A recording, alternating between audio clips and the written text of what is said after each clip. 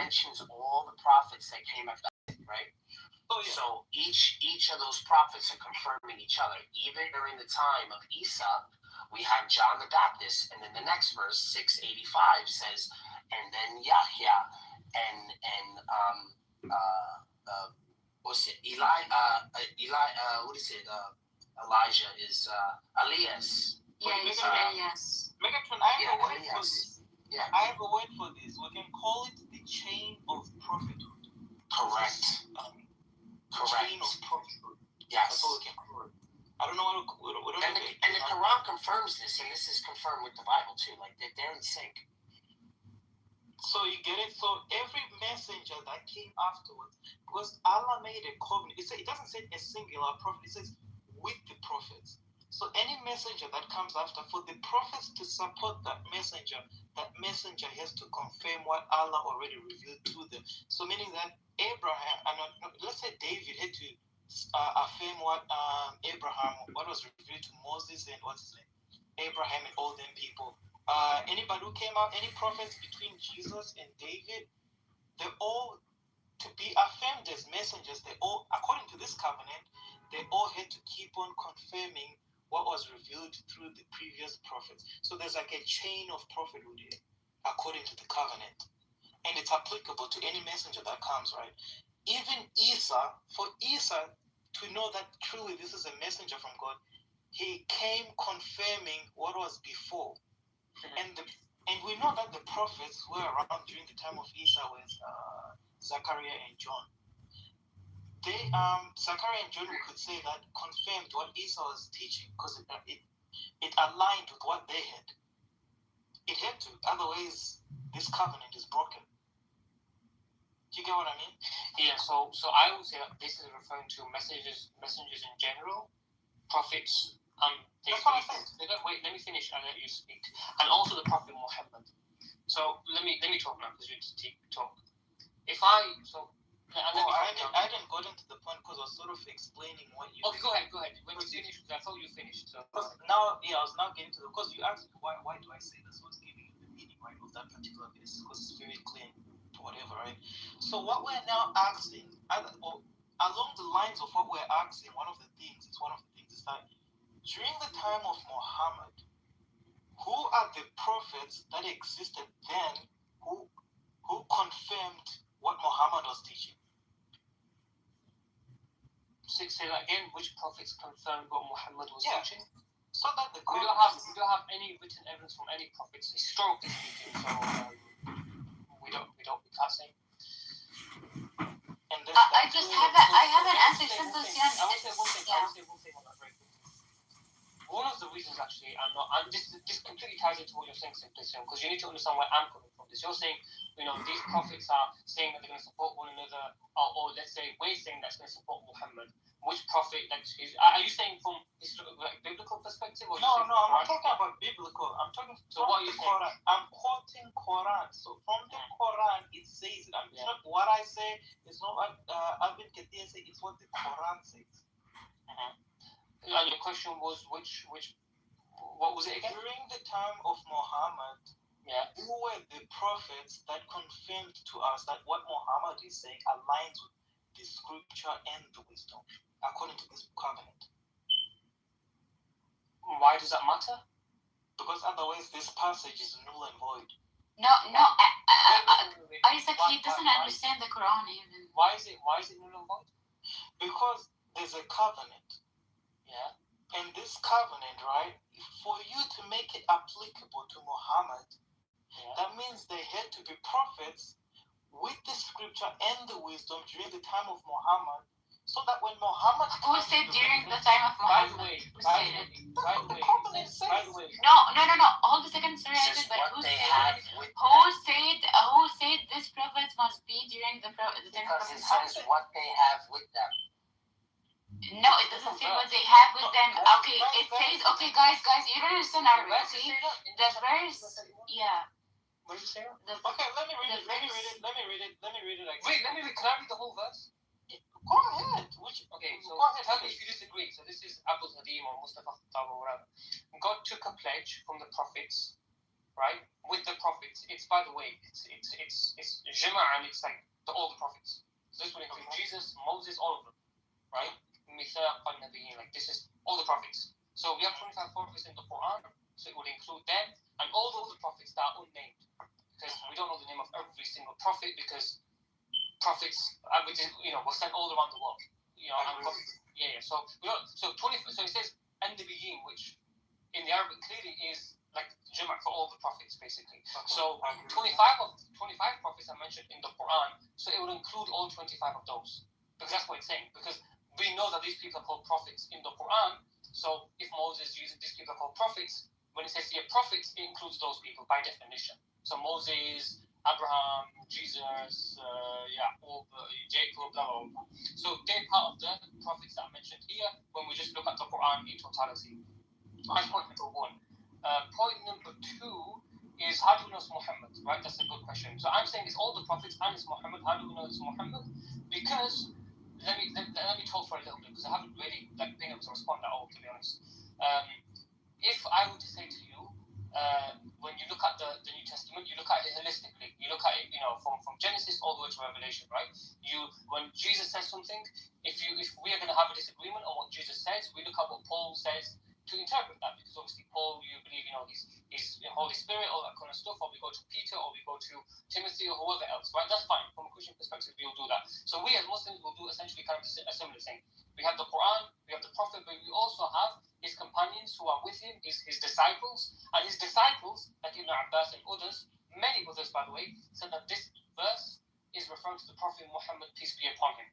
The same way, if Jesus says something and Paul says this is what Jesus meant by that, or this is what this means, you're going to take that as a Christian. Does that make sense? And I'll say, fair enough, that's what you believe as a Christian. So we have authentic narrations where the companion said that this refers to prophets in general, like prophet after prophet, and also the Prophet Muhammad specifically as well. Does that make sense? So because he doesn't have a covenant with the Sahaba, he has a covenant with the prophets, you said. Yeah, I know, but I'm saying the Quran says you must follow the companions. The Prophet said you must follow them too. So no. This has nothing to do with the companions. No. I know. But how do we understand what the Quran says? We read it. Exactly. So let me give you an example. It's irrelevant if they had it. Yeah, it's irrelevant if they had it with their. I mean, they kind of did, to be fair, because if this is referring to the Prophet Muhammad, which the companions are saying this is who it refers to, they have that first-hand knowledge. The same way the disciples have that first-hand knowledge. Hold on. You believe in Paul because he has that first-hand knowledge, right? Isaac, hold on. Before we get to now, what your companions say about it. No, but that's important. Can we please? I didn't deny you in anything. I haven't even. That debunks your whole. Can we read the passage first? Understand what the passage is saying, then move on to the companions. Okay, I'll read it. Tell me what part you disagree with. All right, go ahead. God took a pledge from the prophets. Right? It should be all the prophets. It's fully plural. It's not 1, 2, 3. It's plural, and it's yeah. And it's definitive as well. Saying they use definite article. If after I've disposed scripture and wisdom upon you, a messenger comes confirming what you have been given, it says a single one, you must believe in him and support him. Do you affirm this and accept my pledge as binding upon you? And covenant, by the way, it's not saying covenant in the Christian term of covenant. It's just mithaq. Like even today, we use mithaq when it comes to like law or whatever else. Like when we have like house dealings between people, they say the same thing. So this is not covenant in the Christian sense of covenant. But then it's a contract. Do you affirm this and accept my pledge as binding upon you? They said we do. He said, then bear witness, and I too will bear witness. So my argument, and tell me which part you disagree with this. Yeah, that sounds like you're saying creed. That's a creed. We're talking about a covenant. It says mithaq. We did aqidah. That's different. So it's a different concept. But we can say contract. Yeah, exactly. So it's a contract because they've been asked to affirm this and accept. But contract depends on how you define it. Anyway, let me continue. So my argument is that this is all the prophets because it says an-Nabiyyin. Right, mithaq al-Nabiyyin, very clear. So, and we know that there's prophets in the Quran, so that would obviously include this. For example, if there's 12, let me just give an analogy so you understand what I'm saying. There's 12 apostles. If a chapter in the Bible says all the apostles loved Jesus and we know that each apostle is named, by definition, those apostles would love Jesus because the apostles include those people. So when it says An-Nabiyyin, and we know who those Nabiyyin are in other verses in the Quran, that would include all those in this passage. So Moses, Abraham, Jesus, blah, blah, blah, blah, blah. So that's point number one. Point number two, well, actually, that's point number one. Just tell me if you disagree with that so far. That's point number one. I just want to say, point number one, when you say all the prophets, right, is this also inclusive of messengers? A messenger is by definition a prophet. So therefore, how do you then apply that to the messenger? Are you saying when it says a messenger by definition is a prophet? In Islam, the difference between, and I can get into that if you want, the difference between a prophet. I know that.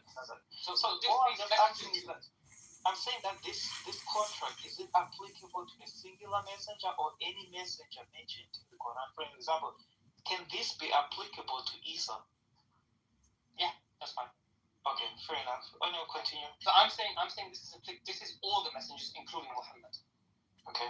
Yeah. Does that make sense? Yeah. So the covenant is very because clear. Because wait, let me answer how. If you look at the grammar, it says Mithaq al-Nabiyyin. So akhadha Allah, God took a covenant or whichever noun you want to use with all the prophets, and it says ثُمَّ جَاءَكُمْ. So after you. So every single prophet, like it comes after you, another messenger, will you affirm and will you must believe him and support him? That's what it says, right? So it's saying it comes after you, right? Like it comes, after you. Will you support? Let me just finish. If it comes after you a messenger, will you support him? Every single prophet said yes. So by definition, this includes all the prophets, including the Prophet Muhammad, peace be upon him, because he's a prophet, obviously. Does that make sense? Okay. And then after you comes Kum is obviously plural referring to all the prophets already. Oh, about Muhammad, we don't know yet. No, that's what it says. Right. We do. I'm just giving an argument. I know that. I know, bro. What are we doing? I told you that we're gonna start by reading the verse right then, okay? Because you told me you're gonna explain to me why every Sahaba and all the companions. That's a different topic. Forget that. Yes, but we're not exactly. So what I said, first of all, let's understand the ayat first, and then we move on, right? That's what I'm saying. So according to the ayat, this is what I can agree with, right? There's a condition that, for example, and this is the question that I'm having. Let's say Isa, he comes, right? Because the contract says that if a messenger comes to you, confirm what is with you. It didn't say that. It says the prophet. It says the prophet. No, what are you sure? It says whatever. Yeah, it says An-Nabiyyin. It doesn't say Rusul. It says An-Nabiyyin. Rusul is messengers. An-Nabiyyin is prophets. Nabi is prophet.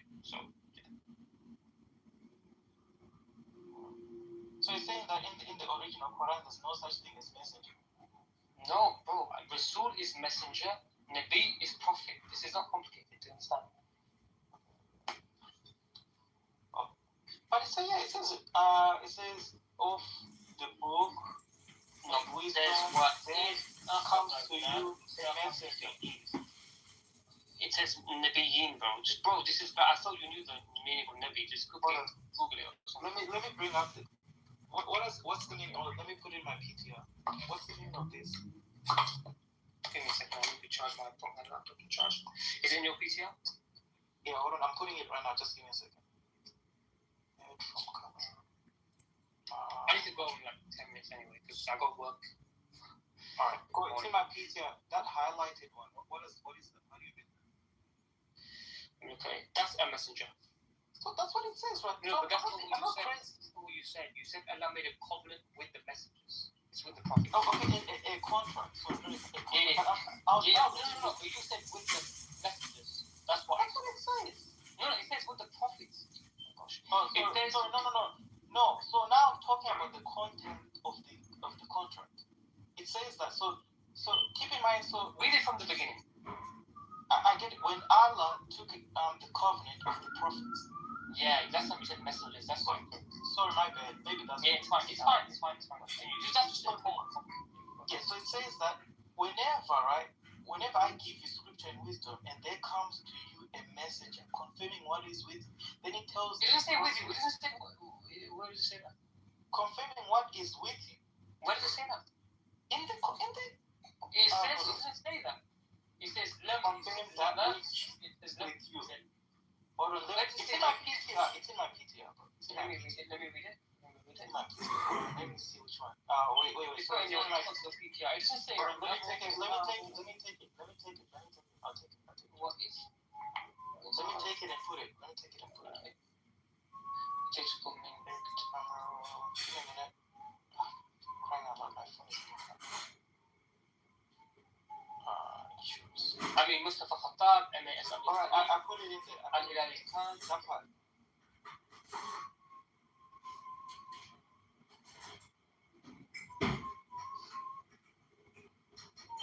Give me a second.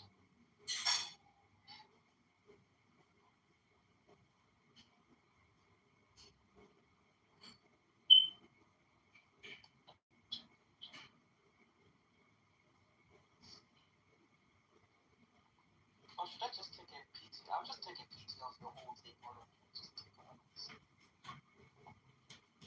I'll just take a PT of the whole ayat.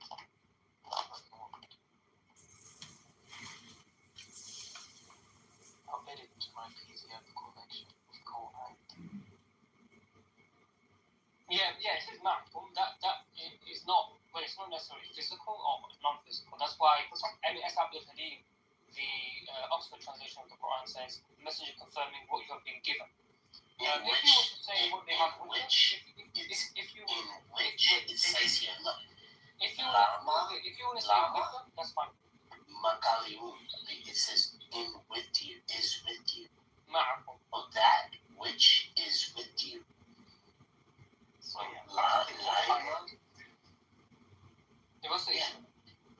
Yeah, is with you. So they have it with them, correct? The scriptures. Yeah. You said, And where the is prophet it? It says they have it with them. Yeah, the prophets have it with them. I thought you were referring to the previous ones, but go ahead, yeah. The Rasul, yes. Okay, so fair enough. So It's a word for word translation, yeah.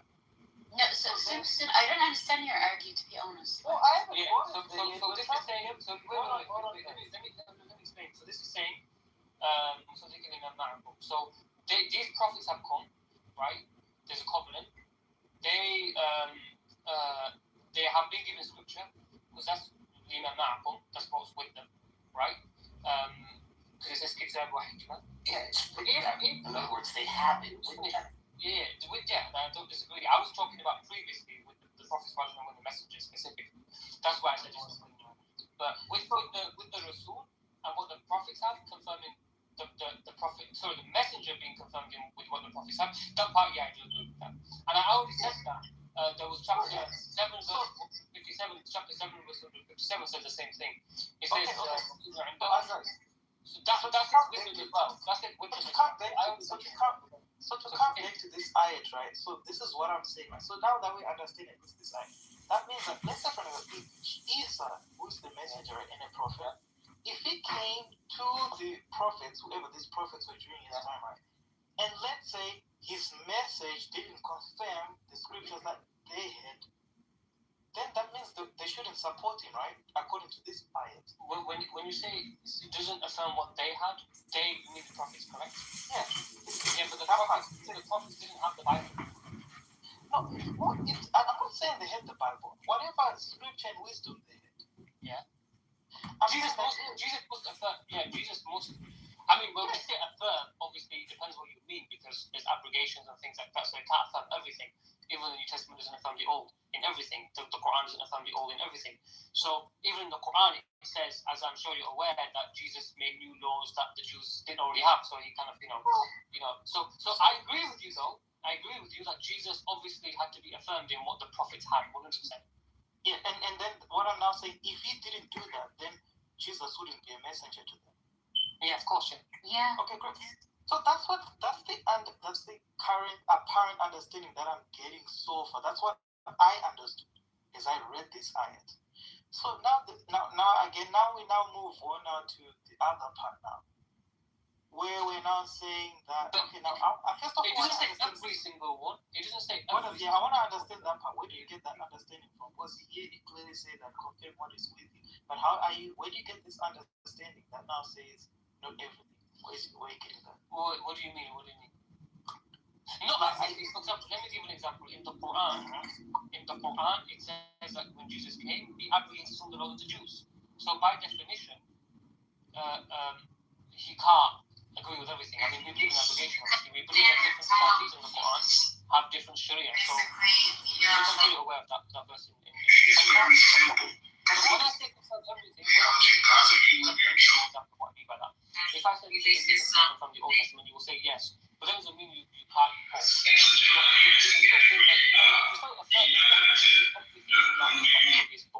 So the same with this. Messengers came, that doesn't mean we do everything in that book, because as God says, messengers were sent to their nations. You know the verse in the Quran which says each prophet, each messenger was sent to their own nation with their own language, for example, right? So which I don't particularly. I don't see that being a viable option for Netanyahu, which forces Trump into, rather than leadership, into like an uncomfortable place for him and because it makes him look like Israel is actually giving him orders. I don't think he can afford that. So what do you think is the most likely strike from the Americans and the most likely negotiated surrender from Iran? Well, I think I don't know what you mean by the most likely strike by the Americans. What would they hit?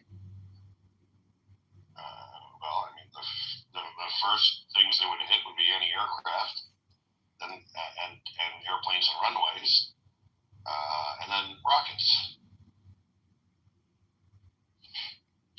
So, and I mean, I've said for a long time there are two outcomes here.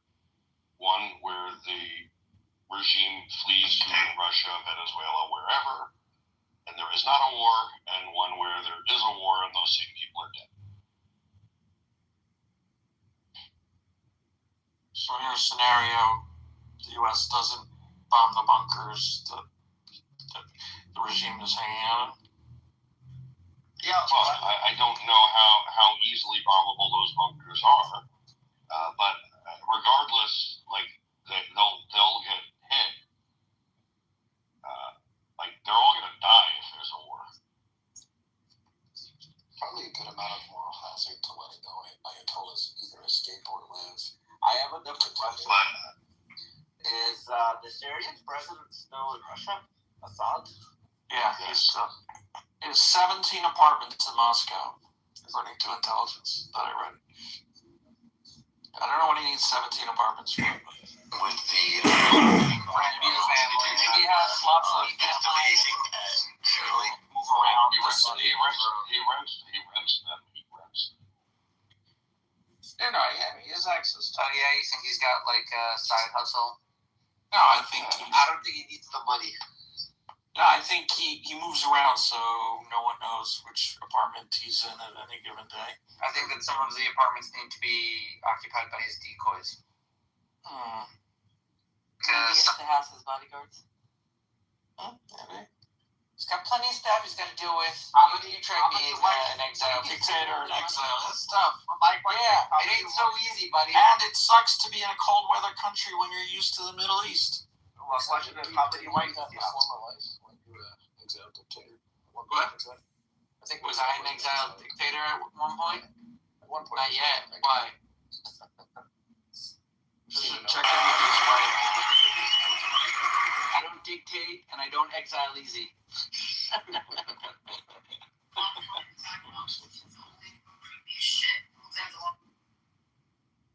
think there's a lot of moral hazard to not killing the Ayatollahs or letting them live or do some else.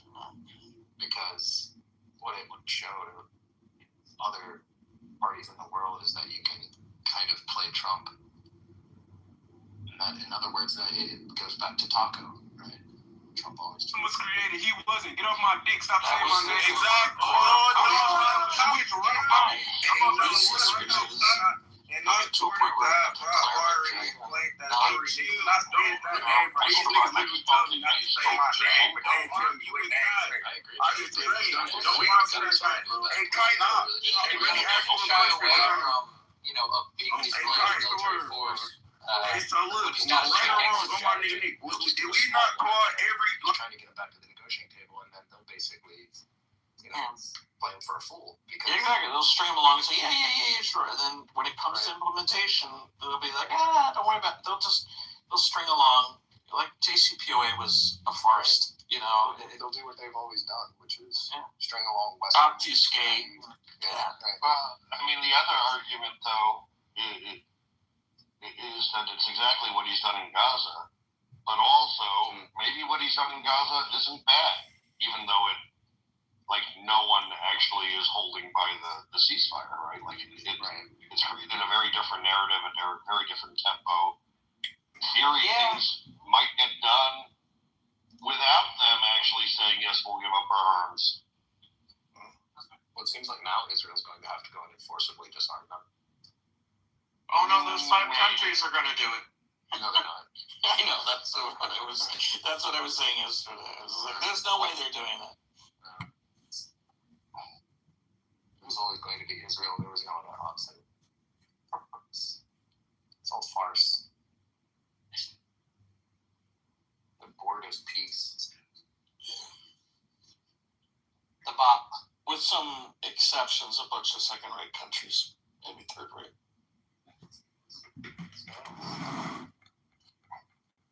How dare you insult glorious Kazakhstan? That's the first one that came to mind, Kazakhstan. Kazakhstan is potentially very well suited to take that role. Exactly. Sacha Baron Cohen is very proud. No, but they actually have a fairly sizable professional military. I know. I hear. Disinterested. They're there. The Indonesians, the Moroccans, the Kazaki. And then we had, Kosovo soldiers. Buffalo soldiers. That and Armenia are the stretches. Kosovo and Armenia. Armenia is one of the 5? That's right. Armenia preventing Armenian genocides from occurring at all. Did Israel prevail in keeping Turkey out? Yes. Yeah. I guess they did. Okay, that's good.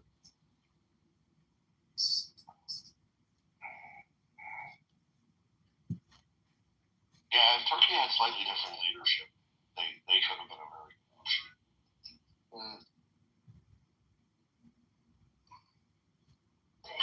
Yeah, dictators really suck. Yeah. Knock it off, dictators.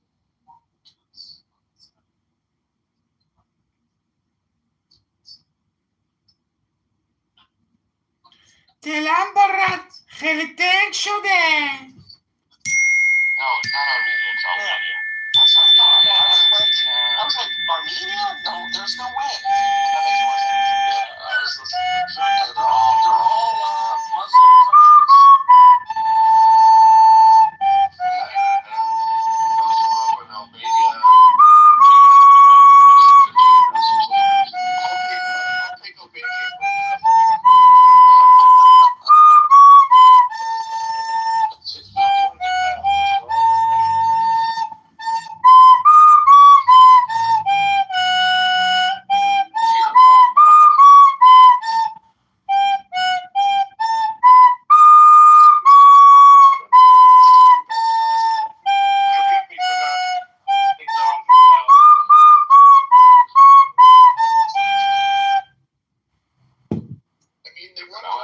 Steakhouses around here, and I never feel a Muslim presence, so I'll let them be.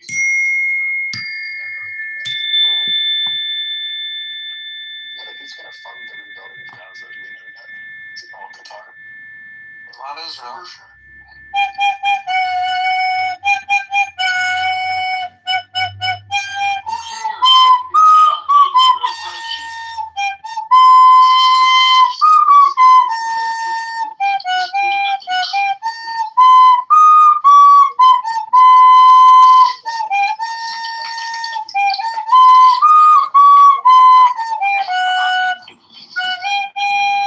They'll do everything, right?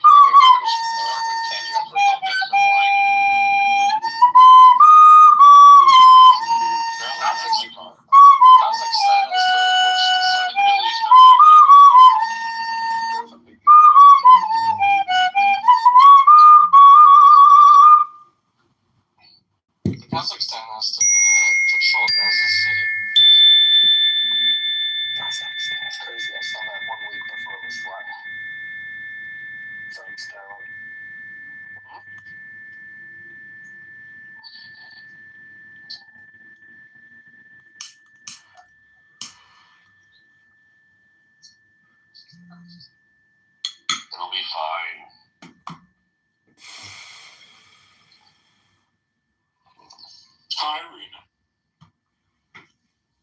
Hello, Rena. Hey, Rena. She came and went. She came and went.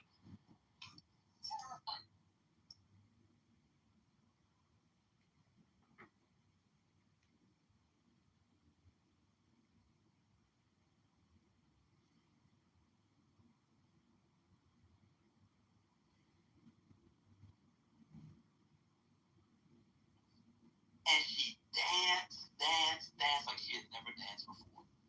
And there was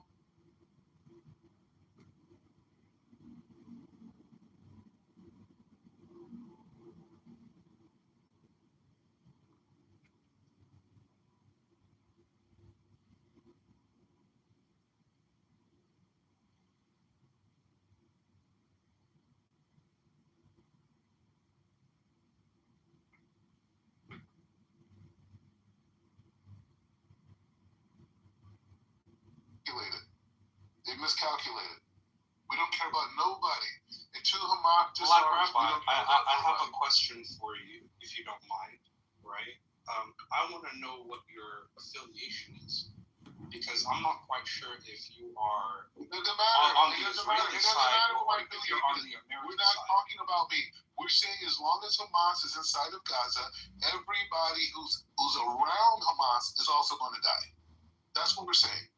So till they disarm, people are going to die. Women, children, elderly people, handicapped people, everyone's going to die until Hamas disarms. It's that simple. So if I label you as Hamas, right? Like, let's just say in a fantastic No, I didn't world, say you. I said if you're I am standing next to Hamas, I am you don't have Jewish to be labeled. overlord, You and don't I have just to say, be hey, labeled. you're a fucking Hamas mate. So That's it. That's it. Until what's they gonna happen? disarm, you'll die. I don't know, man. You're talking about a worldview that is just unilaterally That's what's unattractive to happening right anyone. now as we speak. I personally.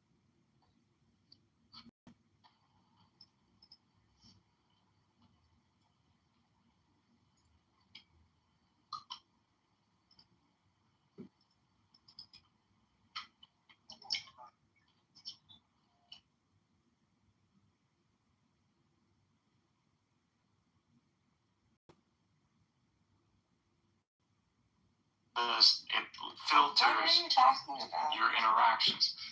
I'm just saying, if you're around a lot of people that you feel are just not registering logic or reason, just ask them. The thing is, The thing is, Illumi, that even if repetitively punish, you don't have to exile. that's not the point. The point is that as long as they give me a mic and I have an opportunity to tell the truth, I will, because that's the most important thing. We must not allow them to perpetuate and allow their false narrative to continue. And over my dead body, will they ever get I'm to down. say, We're all agreeing that there's your no? methodology to actually Because make this actually happen. Illumi, at the end of the day, we're going to have to get justice if we're going to ever have peace. In order to get justice, one of the first things that will have to happen is acknowledgement. In order for that acknowledgement to happen, I'm going to make sure very well that I have all the proof that I need, that they were told in real time what was happening, and they ignored it, and they have to be accountable for that. Can I answer this? So there's a method to my madness, whether you think it's intentional or not. You know what, Jake? Actually, this might be that they might have to face is something that you yourself. Hello out there. Who's that, Tampa? Tampa. Name this room, CM. Welcome to Iran War Now, CM. AKA name this clubhouse room. You want the green bean? Put your guess in the chat. You're going to get about 10 to 30 seconds of each room, and then you tell me which room it is and who's speaking. Next room, here we go.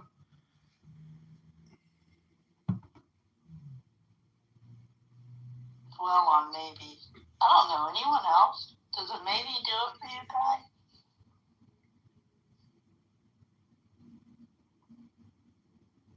Maybe not. No guess? All right, well. Name this clown house user. That would make me feel better. Kiss and pet a couple. after me, please. No, they're going to get kicked with steel-toed boots. Stop it. Yeah. They've been insults. So, you know, there is an Arabic saying. This is kind of funny. An Arabic saying. I believe it's actually written in the Torah. The Torah. It's an Arabic saying written in the Torah. It's not controversial. The Torah is. Beat your wife once a day. Because if you don't know what she did, she does. So, yeah. I know some women who beat their husband. Women that beat their husbands. Do you know anybody like that, CM? By the Democrats. Oh. Actually, he doesn't seem like a crazy person. I'm not against him. Right, he's not crazy. I mean, it's not to be crazy in Which politics. is why the Democrats won't nominate him.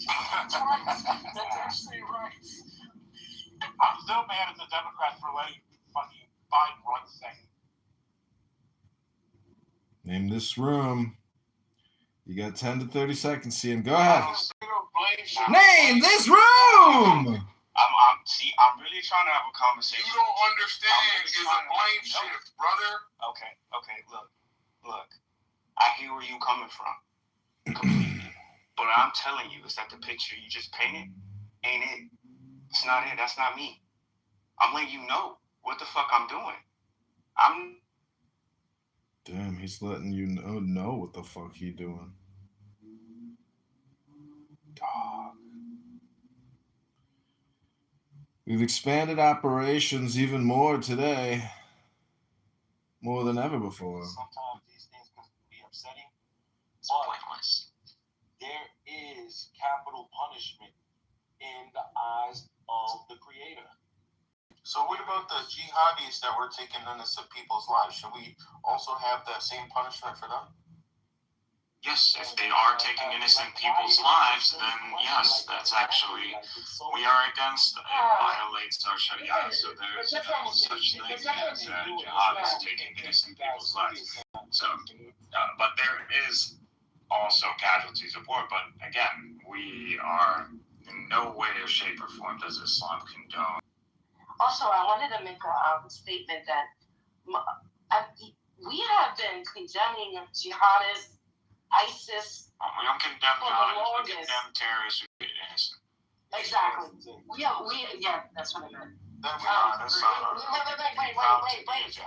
I'm not finished. But what I've seen on the other side is that not a lot of Jews are condoning, are saying this is wrong. What is happening in the West Bank, especially right now, what's happening in the West Bank as we speak, the fucking genocide that happened. I'm not finished. The genocide that literally happened in 4K in our eyes in Gaza Strip, and it was their fault of this and that, and now you guys and a lot of people in Israel are trying to do this thing like, did Palestine even exist? Is it even a territory? This whole gaslighting and erasing history. And this is why at the same time, they deem justice would be locking someone up. Yeah, okay, life, but yet they still able to eat, watch TV, have civil rights. Because when you're in prison, you don't lose civil rights. You lose your liberty to be free, but you're still going to eat. You're still going to be able to exercise. You'll still be able to read books. You strip that from innocent people. Why should you not get capital punishment now? And I agree, and Emrose can't justify that, unfortunately, and she continues to dwindle or spiral in this you want mercy for your people. emotional. Your people did not give mercy to innocent people. It doesn't work that way. She's holding to a liberal value, against capital punishment. This is not the way of justice. I've been trying to explain that to her logically and trying to showcase She's to a her that pacifist, though, so her ideals are subjective. She cannot impose them on other people. She can feel that this is strongly what should be the, a human right or a human dignity. But again, there's no way to logically prove this. And so, again, it's pointless to argue.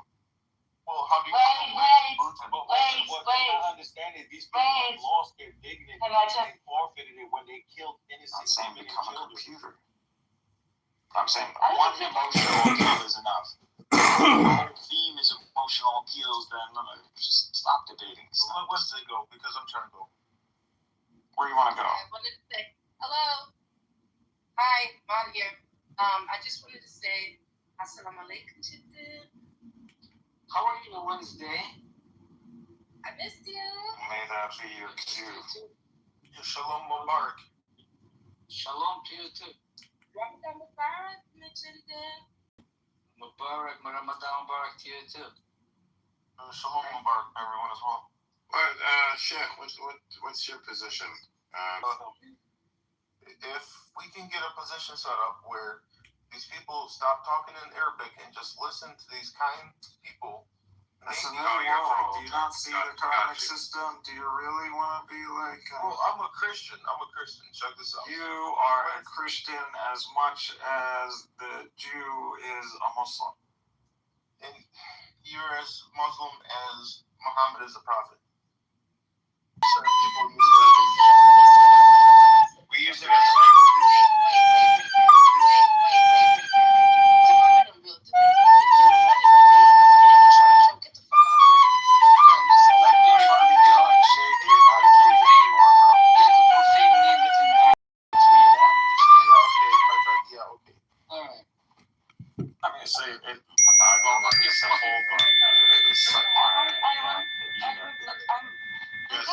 I'm kind of rattled by this. I'm sorry, but the idea that justice means executing people is abhorrent to me.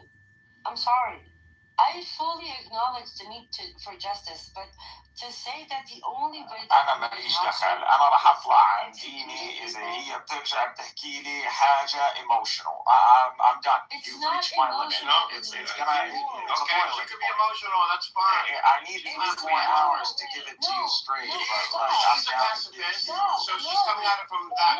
No, it has nothing to do with emotion. It's a moral perception. It's a value. Capital punishment. Nobody. It's your subjective value. Stop putting it up my ass. Stop shoving it up my ass. But it's not an emotional argument. It is an emotional argument. So you're saying it's a logical argument. But I'm sorry. What the hell? Isn't it one of the commandments? Thou shalt not murder. Who the fuck died and gave you the right to kill people? Can you go figure out your ethics first, Ambrose? Yes, I don't believe you can kill people. No, I actually think like an academic system of ethics. Well, she is coming at it from a pacifist, though. So she's coming from an idea. Edward, she's coming from an idea. Pacifist is an idea. It's a.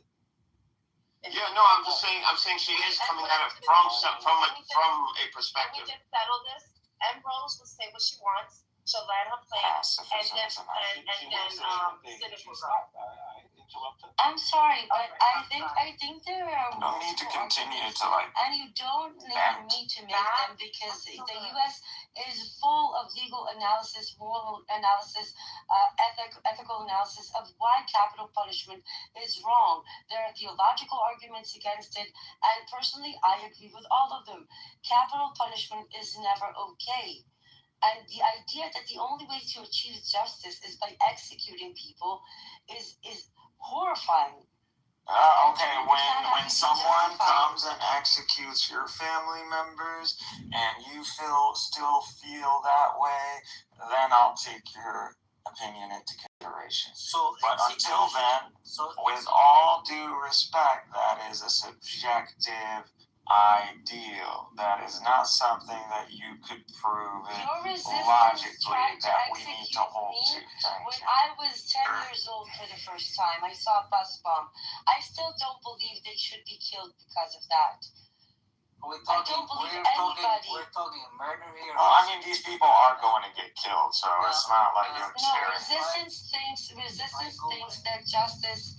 I said that justice means that that anybody that was part of the IDF, even if it's a cook, then it has to face a judge. If it was a cook doing the genocide, then it has to serve a week or a month in jail. If you were a sniper, then you get life without parole. But that is justice. And resistance said that he thinks the only way is by executing them. And hold on, so Resistance is correct. There needs to be a deterrence established, and we need to make an example. If our prophet made an example of the Jews who committed treason in Medina, then we are no better than the example of our prophet. If the prophet did this, then we will do it if we decide to do so. Do you understand how insane you sound? No, I'm being logically consistent. No, you're actually being anything but logical. Go to ChatGPT and ask that question. Hold on, why is it your ideology, your pacifism, and your, like you said, you appreciate what Americanism, your Western value and view of capital punishment is? Why do you believe that that is superior to what God's law is? You see, because I'm coming at it in the aspect of what the Creator needs For the state of and to. What if I don't believe in the same So how has that made more sense than what I'm saying? Dude, your ideal is subjective. Hey, if these idea is not superior to God, that's my point. Okay, if that's your point, then why not just support what I'm saying? And your religious idea Or you're just saying the same is thing. not superior to my religious ideas, which is why we don't have, which is why Rose, do you use AI? For God's sake, just use it once. based on religious narratives, because we don't share them. So we came up with a system that everybody That's your belief. That's your belief. Stop imposing your framework as the absolute truth. It is not. Just respect that. I am not imposing on you Islam right now, even though I believe it to be the absolute truth. No, but it's not about that. It's about recognizing that you are privileging yourself, and you continue to refuse to do that, even though I've proven it to you logically. What are you talking about? You're not making any sense. Look at this, especially, even though this could be applied to Israel, Palestine, the occupation, generally speaking, the idea of capital punishment is wrong. Period. I'm sorry, and this is okay. You continue. We heard you. None of us are dead. What are you objecting to? I'm objecting to the constant repetition of expressing your opinion and then telling us we must accept this even though there is no logical necessity for us to accept this. I didn't say you must, but I called you out on it because I think it's wrong. Okay, so you think our God is wrong, Ambrose? That's fine. Duly You get noted. to have that, but I get to say the opposite. And that's fine, and I respect it. And we respect that. That's fine. But that's where it stops. That's your view, but that's it. Exactly. I believe that's subjective, and we agree to differ. And I also believe that the people in Israel, the ones who support the Israeli government, the genocide, the apartheid, the occupation, I believe those people need to go through a catastrophic. No, there needs to be justice. You just said it. Justice. And what is justice to you? Divine justice. And according to the Torah, and according to their own law, as our prophet ruled. As our prophet ruled. Resistance has to give you the same answer. What is justice to you? What does it mean in practice? Justice to me is that the Israeli government, every idea, everyone, I don't care, even anyone who serves in the idea, anyone that supports the Israelis, God, man, all must be executed. They all must go to Jesus, you're talking about killing millions. Yeah, you shouldn't. Who told you to come to the Muslim Holy Land and kill a lot of Muslims? Yes, this is the price. We decide to execute your male fighting population. It is our right to do so. And we're going to make an example of it. Hold on. So he said no emotions, right? Innocent millions. resistance. Hold on 1 second. These people that I'm talking about aren't innocent. So from the Islamic paradigm, we don't just prescribe capital punishment to whoever we want. But explain that to me when you know these people. I'm talking to Emerald. I'm talking to Emerald. I'm talking to Emerald. Oh, okay, I'm sorry. It's okay. Emerald. So when it comes to the Islamic paradigm, we don't prescribe the death penalty just because we want to, and to whomever we choose, or because we're angry or we want retribution. It is in very specific circumstances where the crime is grave enough that it affects society and has the potential to disrupt and cause a dangerous situation to other people if the person is not executed, and it's a very high bar to be able to cross. So it's not like it's done or prescribed. As a matter of fact, a lot of scholars believe that judges need to find ways around capital punishment, meaning other ways of punishing, and that would be the last resort. So it's not a first resort punishment in Islam, and it does come with due process. Again, we don't have to sit there and justify our moral system because, again, she cannot provide. Well, it's not justification; it's teaching. Nor does she even know what ethics she prescribes. She doesn't know she's a consequentialist. She doesn't show she's a even if that is the process. Virtue. Process. She doesn't believe that should be the ultimate outcome. We heard that. Bro, y'all gonna drive me crazy, man. Like, what, am I special? I'm trying to educate you guys. You should be thanking God, Muhammad, and me in the single digits. That's okay. Come on. Like, seriously, if it wasn't for Baldwin or Alhamdulillah or me, you guys would be getting spanked by Zionists. Oh, not me. I may doubt that. I'm undefeated. Are you fucking kidding me, Edward? I've been debating and destroying. What's that fucker Australian guy's name? Rohan. He used to take you behind the Zion bathrooms, and they were all putting up one. You are making shit up. You're disgusting. And what happened to Ramadan? That was what happened to Ramadan? Oh, it doesn't exist for you anymore. All of a sudden.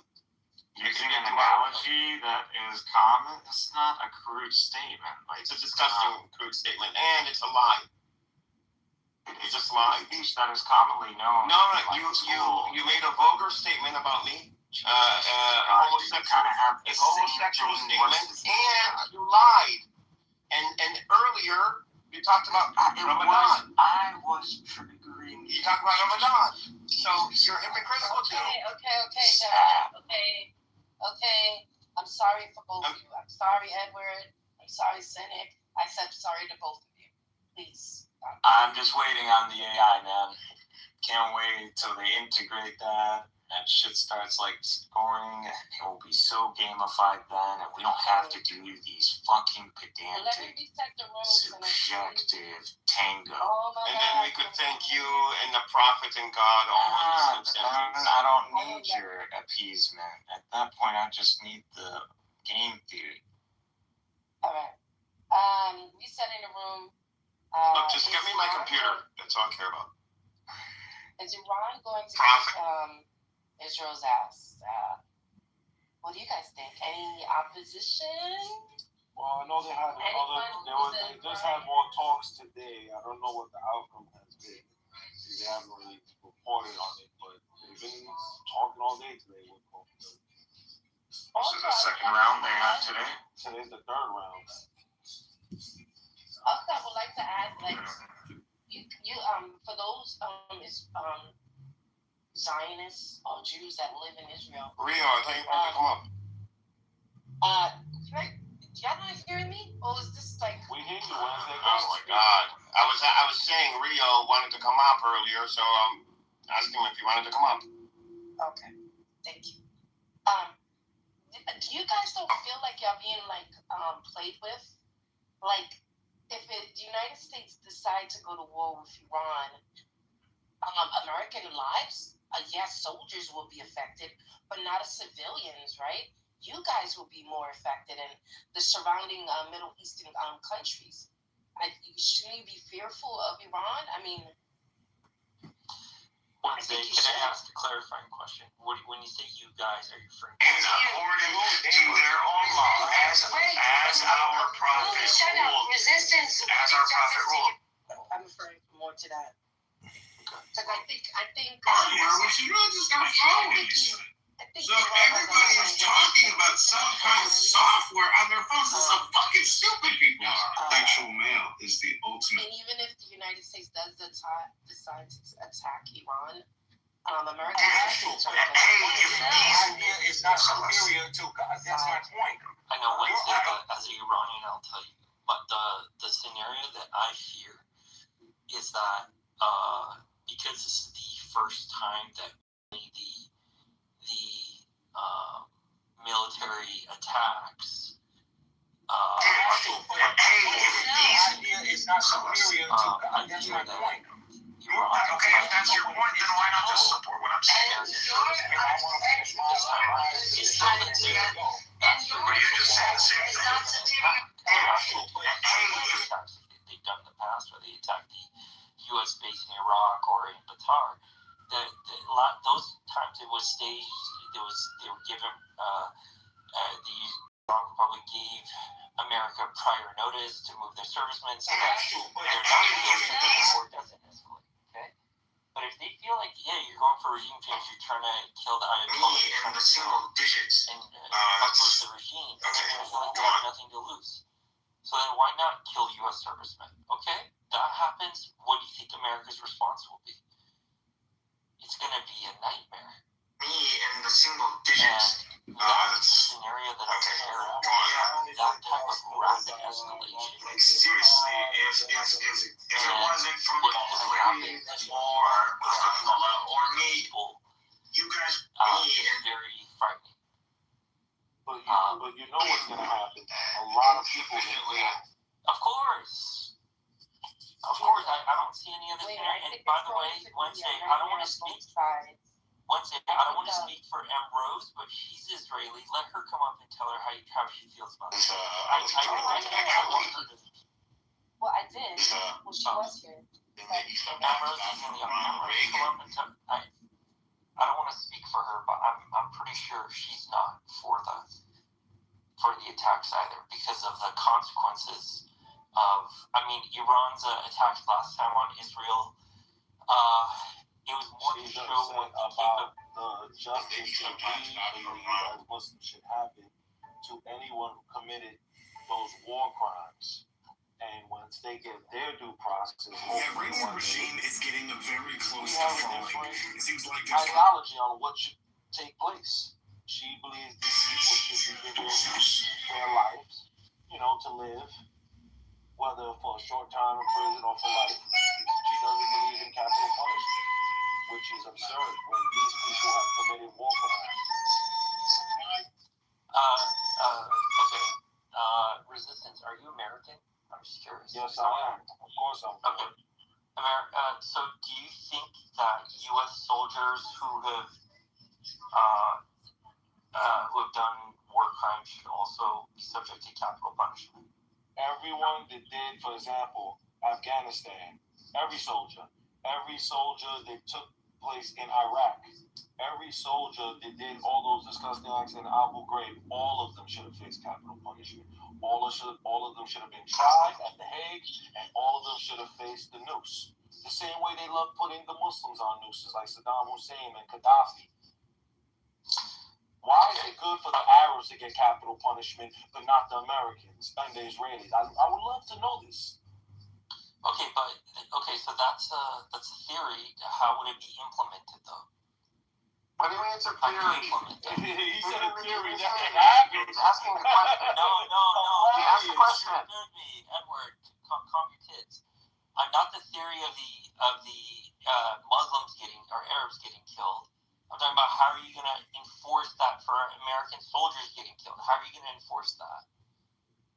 Like you're saying it should happen, but how do you make it happen in reality? He just asked you a question. No. You're talking about how to implement, and he asked you the question as to why shouldn't it be? So, do you believe it should be or shouldn't it? I rule of their command. It has to be. I was thrilled, actually. I was moved. Now, They didn't do that to the Germans in World War II. They didn't do that to them.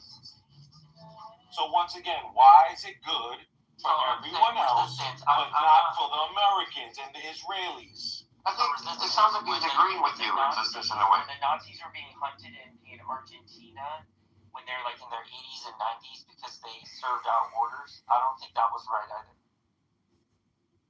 I think so. Well, once again, I'm not basing this on what you believe is right or wrong. It's irrelevant to me. I simply asked the same question and he asked you the same thing. He reiterated for me. Why is it when these things were done to Muslims or to other peoples of different nations, why is that standard not applicable to Americans and Israelis? Yeah, they commit war crimes. Hold on. It's not superior to God. That's my point. They didn't capture every single person. That's why. No, they could have. No, that's not true. There were plenty of people that were part of the Ba'athist regime, that were part of the old Iraqi army that went into Kuwait and all of that stuff, and did Iran and everything, right? That weren't tried. That were just let go. Similarly with the Nazis, they didn't commit war crimes. The Nazis were, though. No, they did commit war crimes, or they were partaking in war crimes to a certain extent, or they were supporters for people who did commit war crimes. Even the Nazis, even the Japanese, same thing. Many prominent Nazis were actually let go as a result of the Nuremberg trials and went on to leading normal lives. Many prominent Nazis served 2 years and then were let go. Went on to leading normal lives as accountants. Well, then they didn't administer justice properly. They're hypocrites. If you're pointing to that as the standard, I'm pointing that as the standard. They all should have got capital. I want to ask Benny, every single Nazi should have been sentenced to death? Absolutely. Hold on. Benny, do you agree though, and I want to get your opinion on this, that the Nazis, so when it comes to, for example, the Palestinians, the Syrians, I'll just use the Palestinians because it's not like, Palestinians are punished by death. I mean that's in the West Bank, obviously the genocide, but in the West Bank alone, you're allowed to kill a Palestinian without a trial. Yeah, that's wrong. Now, are you saying that the Nazis had they had it? I mean, the West implemented a justice system or due process when it comes to the Nazis? Yeah, it's called the Nuremberg trials. Okay, and a lot of them were not killed. Because there's a lot of them were not killed. A lot of them were placed in prison for a period of time, depending on the extent of their crimes. And it's not just alleged crimes; it's crimes that you can prove happened, right? So there's evidence. They were lawyers, right? They all had a right to an attorney. There are a few exceptions to this, but I don't want to touch on the exceptions. I want to look at the general, right, rule of law, the general architecture of the justice system, right? And it was the same, by the way, for the Imperial Japanese. There was the Tokyo trials. So the Japanese and the Nazis had more due process than the Palestinians? Absolutely. Okay. I want to say No, I'm not. If you think I'm thinking, you know, what settlers do in the West Bank, absolutely. That's not what I'm advocating for at all. No. What was done in the Nuremberg trials was there. Yeah, no, I was not thinking you would say anything different. I just wanted it out there, somebody to say it except me. And can I say something? And now the difference between, because I don't know the laws or the bylaws of the militaries, for example, the Germans or the Japanese, but I do know about the American ones. And what I do know is that an American soldier can refuse to carry out war crimes. So if you're in the U.S. military as a soldier, I don't care if you have 5-star generals, the commander-in-chief, if they order you to do something that you know is a war crime and you carry it out, you should face justice and resistance, capital punishment. Resistance. Resistance. That's why we have laws. Hold on, Emerald, so I can land. Hold on. So that is the difference. We actually have military laws. So even if you're a common soldier, if you carry out a war crime, just because a superior tells you to do it, you are guilty. So resistance. Resistance. I have a question. 2 questions actually. First of all, regarding what you just said, and please don't answer, wait for me to ask the second question. My first question regarding what you said.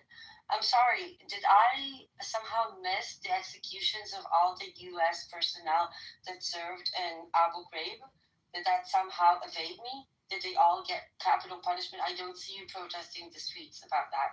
Second of all, if you want to execute millions, could you kindly explain to me in what practical way do you plan to do this? Is there a system, a design system that you want to do specifically that will make it efficient to exterminate millions of people? Have you thought about the actual pragmatics of that and what that means? Just want people to I don't think you heard what I said before. Because they actually got the question, yes. The people that did those horrific war crimes in Abu Ghraib should have all paid the death penalty. Every last one of them. And how do you do it? Since America loves putting people on death row until their day of death, that's how they would do it. You put them in military prisons until their day comes to where they face execution. Again, how are you going to incarcerate millions? The same way they incarcerate millions in America. You lock them up and you put them in a prison. How? Where do you build? How do you build a prison that is big enough to accommodate millions that you eventually They're gonna build multiple facilities the same way they have here in America. They house facilities. What will they be Emeralds. doing in those? They house millions. What will they be doing? They house millions of people in America now. What will they be doing in those facilities? Sitting in death row. Okay, and what will Death Row Records. A concentration of people on death row. So effectively, you're suggesting concentration and extermination camps. Sounds familiar? It's execution of innocent people. You see, that's the concept you're not getting. So I think you need to take your disgusting words back. See, and this is the problem with you. You try to make idiot. Look, you see, this is then when I curse her out. I'm wrong. This is the mindset of these disgusting people.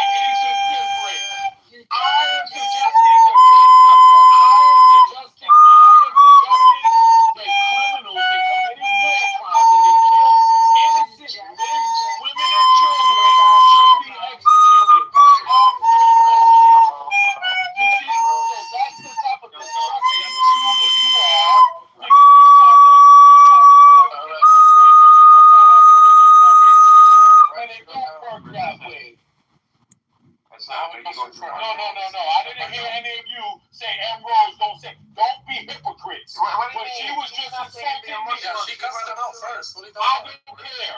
She insulted me and called me out my name. So now I'm gonna talk to her the way she needs to talk to me. And she's acting like an animal. You don't have to mention that she's Jewish. You never said anything about her being Muslim. She is Jewish. She never said anything about you being Muslim. No, but It's actually very other but she spoke about the Holocaust once again. And then she tries to conflate war criminals to innocent victims. This is how demented she is, and that comes from her fucking background as an Israeli. Ambrose, I have a question. How can you conflate people who slaughtered women, children, elderly, compared to innocent, to people who targetedly, deliberately killed people? How is that the case?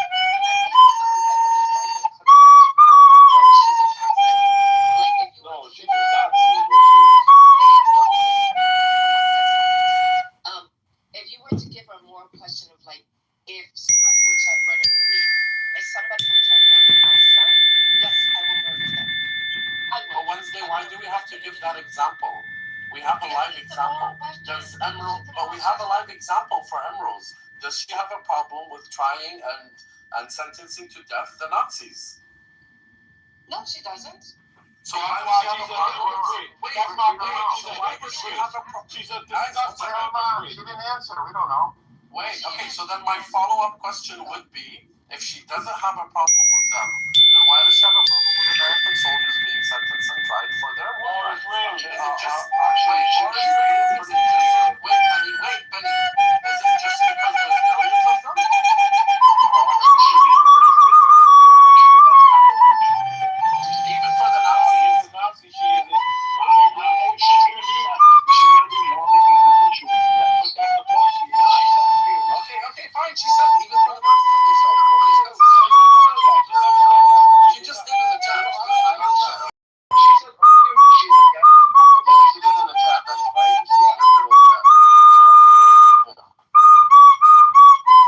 And by the way, like, this is not that. I think the Nazis all should have died. Innocent people, just like I believe the Israelis. Just like the Americans. Is this important? I can see how it's a That is not. But what I'm saying, yeah, that's fine. I'm just trying to let you see my side of it. Is let them suffer on this earth. Let them suffer on this earth. There's no way to help out. Since you're a believer, let them get the even worse punishment than hell. No, they forfeited their right to live when they killed other innocent people. Sorry. We are going to carry out God's laws. That's how it works for me. God's law existence supersedes human laws. And once again, the only wrong we put them on trial, and if they are found guilty, capital punishment. Yeah, No one said they just war killed crime. them. That's not how it's an Islamic law works. That's what I They're said. found guilty First of doesn't mean automatically you're with the guy. You can't just. First of all, there has to be a certain standard of evidence, right? So you have to, on a case-by-case basis, bring enough evidence. Hey, we're saying we have the evidence. We're saying we have the evidence. We have doctors. We have video. We have many different things to show that these people were purposely executing innocent lives. Yes, And in Islamic law, anyone found guilty of that, it is capital punishment. Even then, no, that's not necessarily the case, right? So you would actually, even under Islamic law, there are people, there are murderers that do not get executed, because it would depend on how the family feels, like the family of the executed. Oh, of course. Well, if the family is saying that they want mercy for them, then yes, that is also part of the Islamic law. So it's not just corporal punishment all around, right? Yes. Give me the money. I want the money. Give me the money. Where is my money? Give it to me. And it's a very high bar. Where's my money? Give me my money. Money, money, money, money, money, money, money, money, money, money. People, she wasn't just talking about. Where is my money? Give it to me. You were saying anybody who served the IDF. Everyone is in the IDF who did has evidence. That's all you were saying. She gave the example of the crime.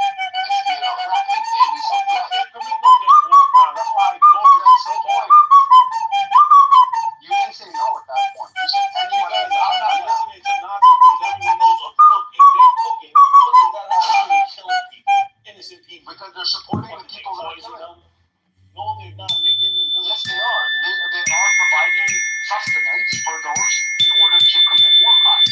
So that would have, and they will get appropriate punishment. Mark, can you bring up Prince? That's what I'm trying to say. So if you actually do the due diligence and go through the whole legal process, you're going to end up with a minority of people that you can actually. We're using the Nuremberg trials and the Tokyo trials. Only tried the officials. They didn't try the soldiers beneath them. They only tried the top officials. No, it depends on the severity of the crime that was being alleged. I'm saying the Nuremberg trials only passed judgment on the officials because they saw that they saw that these people were taking orders, so they should try the people who took orders. No, you haven't read into the Nuremberg. The majority, yes, the majority were not officials. The reason why, by the way, it was actually taken off the table. Who cares about the Nuremberg trials? What I'm saying is, yes, but I'm saying is, if the you're gonna let this finish.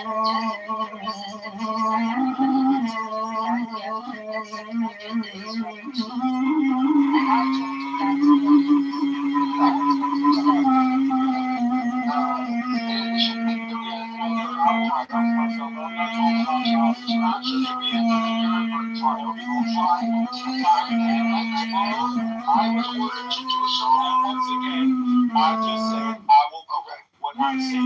It's only necessary. Show you what committing action not common cooks. Never had one lesson. People who support the Israeli He people. just corrected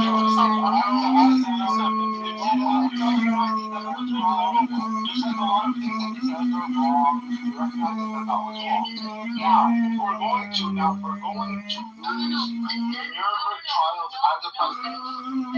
Because I sat here and I was very clear. And he said we need to accommodate them to house them in camps, right? I know, I didn't say camps, I said prison. I didn't say camps, I said prison. See, now you're changing my words. Now you're lying. You're No, that's what you're saying. You're saying camps. I said prison. I said prison. You went the analogy to the camps. If you want whatever you say, Jewish day, the Holocaust. That's all you reference. Holocaust.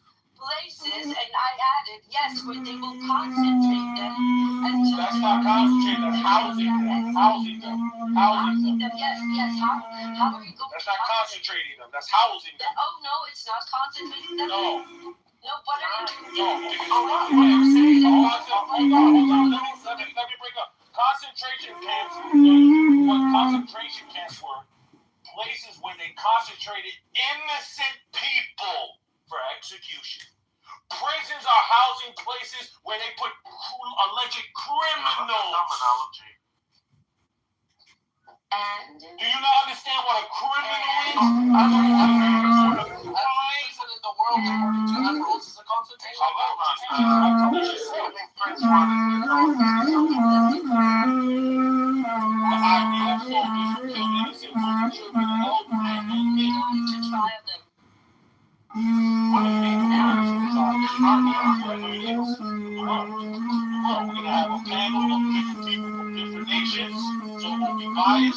They're going to present the evidence, and then they're going to rule on these evidences. And whoever is found guilty, he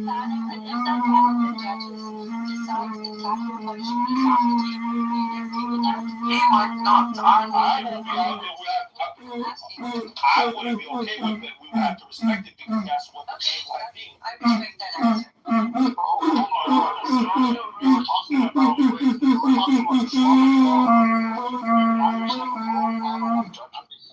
Never had one lesson.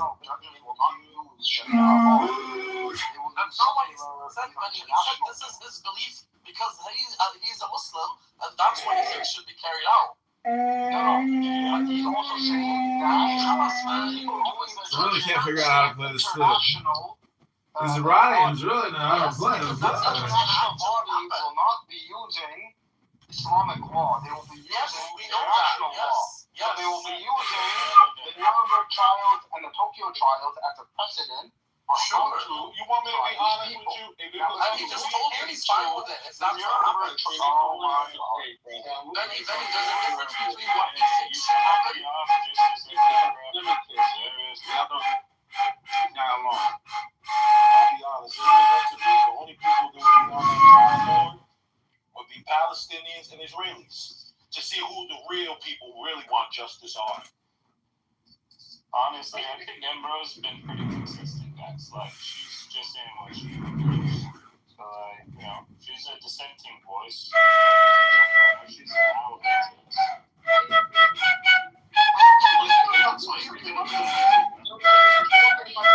Because I've been waiting for all those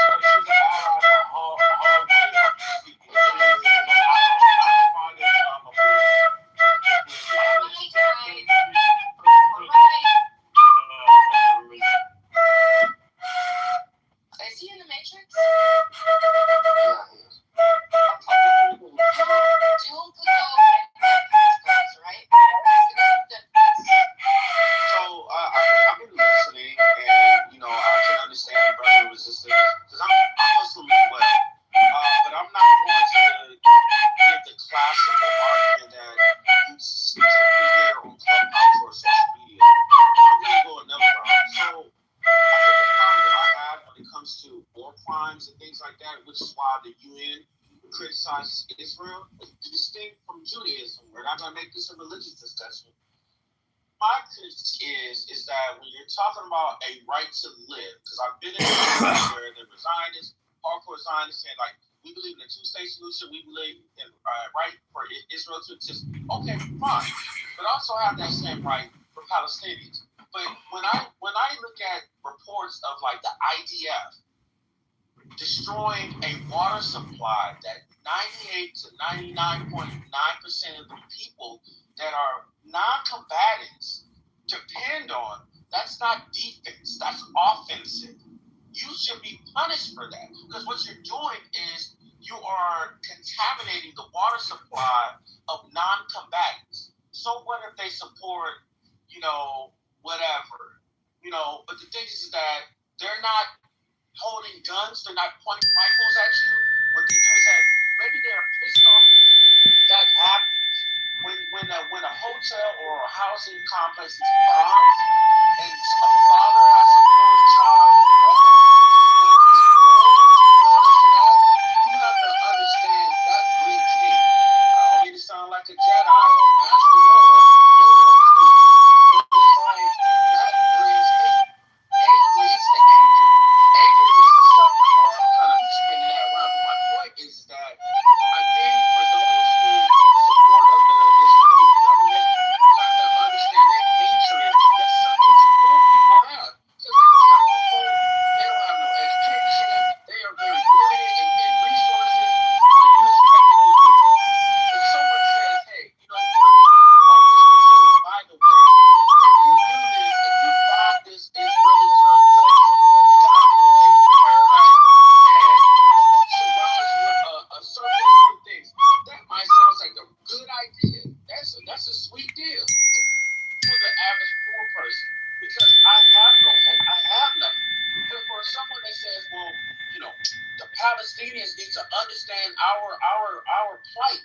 It's like, no, this is not a one-sided argument. You need to understand there are people that are suffering on the other side as well. So I can understand Mr. Resistance' point of view. That's all I wanted to say, and I'll crash slam my chair. Respect, bro. My takeaway is now I understand fully why the. It's not your turn. It's Prince's turn. Okay, Boricua. Thank you. Okay. What really matters in this conversation is who has the power. When your mic is shut, bro. Yeah, word, bro. Come on, man. Do you hear me now? Yeah. We can also hear the background noise. I'm not sure. You're in a club. Is it super bad? Yeah, you're in a club, man. I'm not sure. Can you hear me or should I say this? We can hear you, but we can also hear everything in the background. Yeah, but we could. Yeah, go ahead. We can hear you. Okay, so the real question here is who has the power. When the Western Allies had the power, the Americans had the power over their mainland. They put the Japanese and the Germans down, and it was used to be normally fine. Later, not so much, and that's fine. When the Allies won the war, they did Nuremberg trials, not based on any legal precedents in the past. They made it up as they went. For virtuous justice posture, but there was no legal standard. Anybody who looks at the proceedings of both the Tokyo trials and the Nuremberg trials know that there was no legal foundation for the trials against the Nazi leaders and the Japanese imperial. And I'm saying this to say, when it comes to Palestine recently published, it matters a lot. Now, if the dynamics of this world continues at the time of Palestinian liberation, then we'll have to comply by international norms that are sometimes used and sometimes not used, depending on how superpowers, depending on the interest of the superpowers. And we're no different than that. So spearmint is a power. We're no different. The United States went into war, invaded Iraq, and resulted in over 1 million dead people with the existence of international. It did it because it has the power. Now, I'm saying this to say, if we have the power, I don't give two shits about international law. It doesn't protect people just because on the basis of interests of nation states that have power. So it doesn't matter. You can take your international law and shove it up your ass. It didn't save the million Iraqis, didn't save the Afghans, didn't save the Somalis, didn't save the Gazans, didn't save the West Bankers, right? Didn't save the Lebanese. According to Islamic machine, man, someone's waiting their turn. According to Islamic laws, every single individual who aided and abetted, I don't give a shit if he was a cleaner in the army, we have the right to take the life. That is according to Islamic law. Now, whether or not we take the life is up to the Islamic court and the ruler. But the justification for exacting the capital punishment on them is there by God. So that is my position. If we have the power, we're going to take out every single capable combatant tool from your paradigm would be considered not combatant. Prince AJ. Yeah, my takeaway from this room is that now I understand full well why the Umayyads cautioned against converting non-Arabs did.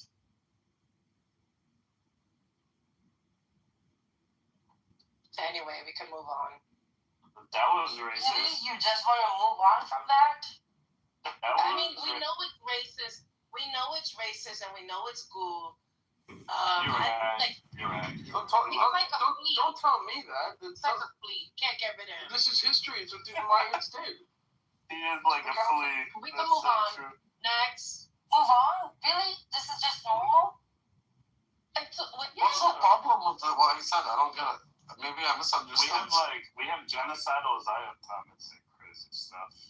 That's not normal either. Yeah, Black Rabbi talks about killing. But that's not normal either. I don't understand. I literally voted today. Yeah, but you can't compare what I just said to what these people say. Yeah, but what I'm proposing is very reasonable away from the theological argument. Oh, she's talking about friends. Yes, it is. Yes, it is.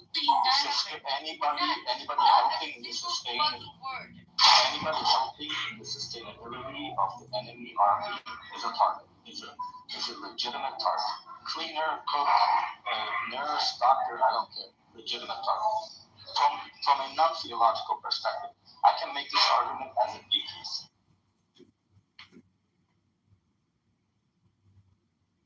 Bro, let the women speak. I'm tired of hearing these guys talk. Why don't you speak? You're a woman. Never mind. I'm not gonna say what I wanted to say. It's okay. I'll just be the bigger man. It's from the...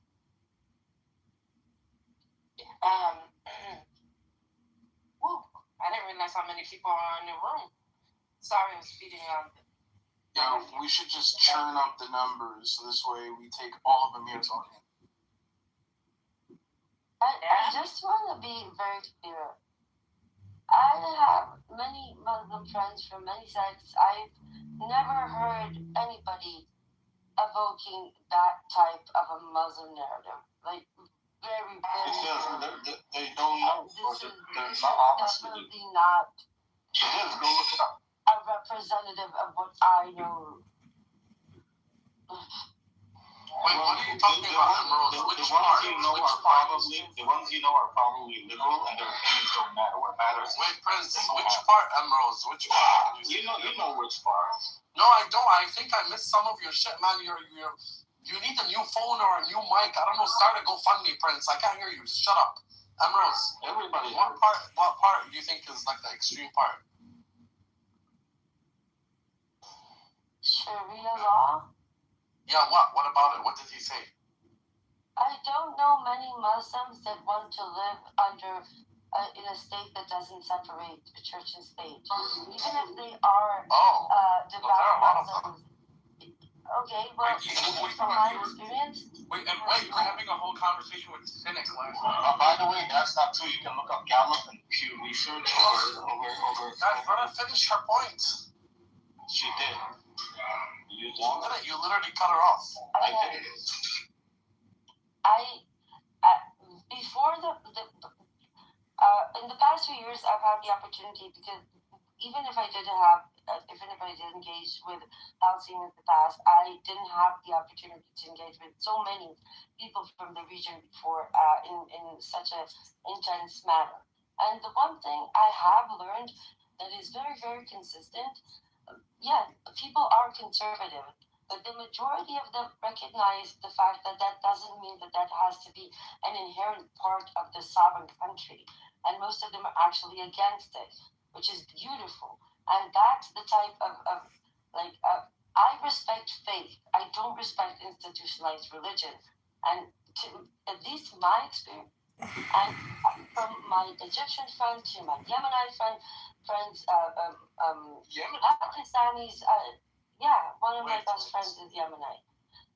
Pakistanis, even if they are conservative, and some of them are, and some of them are more liberal, not many would advocate for a state that is inherently religious. So, Emeralds, I think you have to separate two things. Wait. She supported Hugo Chavez. She supports the Soviet Union. As I asked her a question, let me respond to her. Emeralds, I think you have to separate two things. Advocating or being as a Muslim, I'm not gonna live in a country that doesn't have Sharia law is one thing, and if it happened to be a country where they do start Sharia law, accepting it and living there is another thing. I think maybe the pool of Muslims that you've spoken to might not be representative, but I could truly say the majority of Muslims would be happy if their country actually practiced Sharia. Sharia law in its proper form is one major thing. Proper Sharia law. No, I agree that it's not your experience with the Muslim culture, but I really don't think it's representative. Your experience is anecdotal. Look up the numbers. There are two church Gallup numbers from over a decade.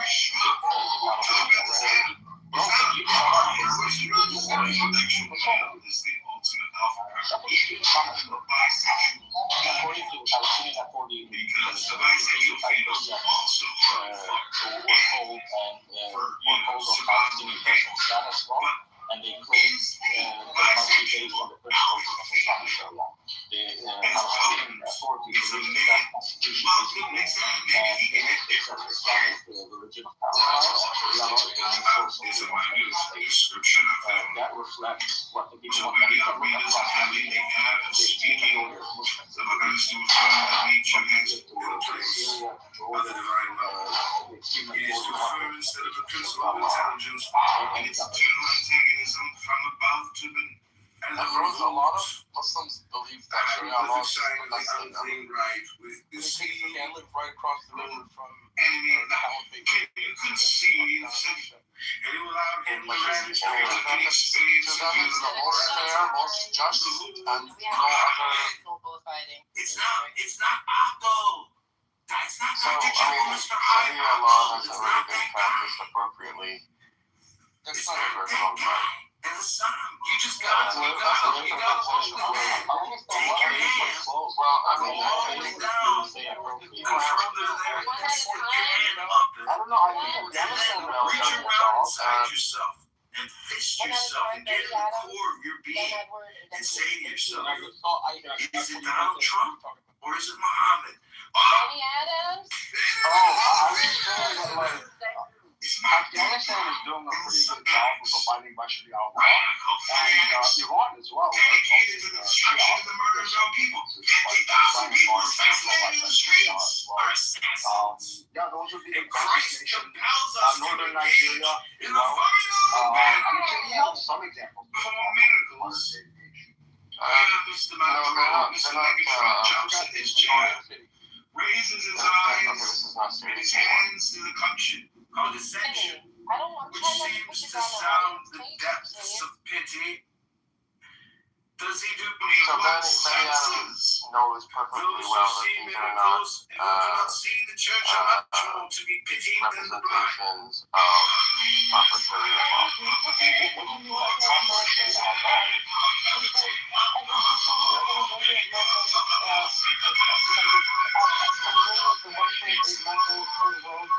representations of proper Sharia law. Yeah, I do. It depends on how you define Sharia law. So I think Sharia law is Sharia law. We can't have a conversation about right. You can't say Sharia law is Sharia law. What I'm saying is, maybe you should ask yourself, what are some things that you've heard about Sharia law that's so outlandish? Wait. That everyone thinks is so outlandish that the majority of Muslims believe it. Like, if you tell me the majority of the world agrees and believes in whatever Zionism, I'll be like, what the fuck? There's so many things in Zionism.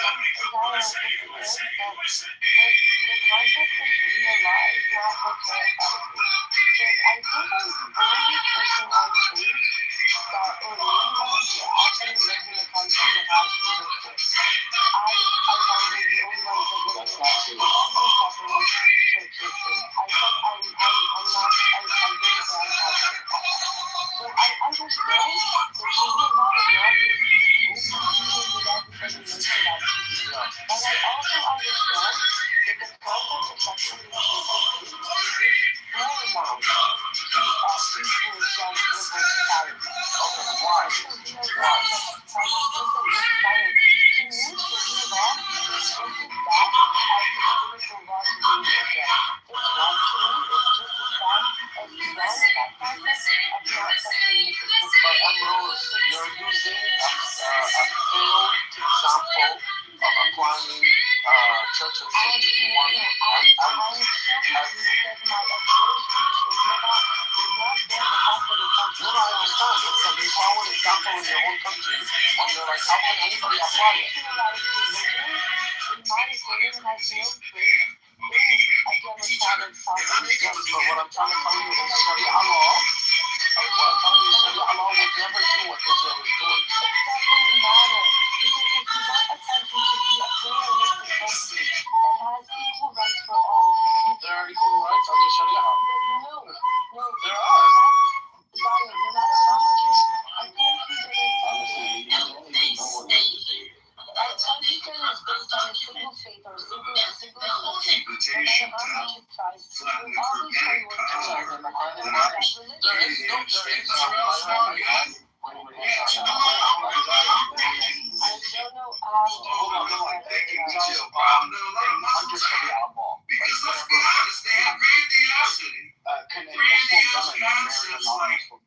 No, because it's religion. The end all be all. But let's be honest. That's a If they would have only spent a little time doing a little Maharishi meditation, they would go in, they would see that they are the truth and the light and the She secret is that not they have allowed to to marry pay. someone who is not And therefore, these apps No, are a complete total waste of time. So, And guys like Daniel get mozzarella cheddar cheese all over his head. His stinky body loves to say Jack Kitover should not fall. Listen up, stinky body. You got fucking mozzarella cheese all over your damn head, Daniel. Particularly knowing why.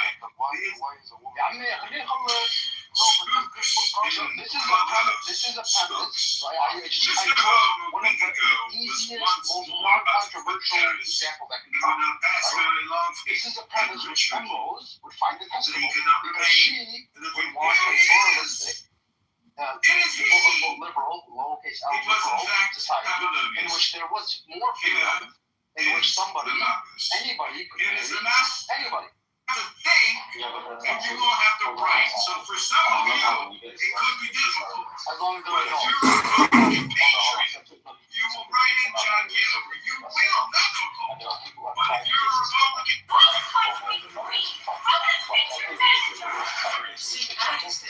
this certainly means So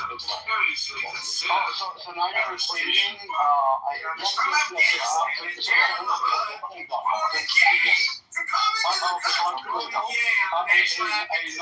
a Muslim woman, right, marrying a Muslim man, a non-Muslim man, sorry, is equivalent to somebody marrying a Muslim. Nice try. She's not gonna marry a non-Muslim. No, there are plenty of Muslim women who would not be Muslim. That's straight play. One second. No, really, no. Like what? What's that? that he had two Russian women. And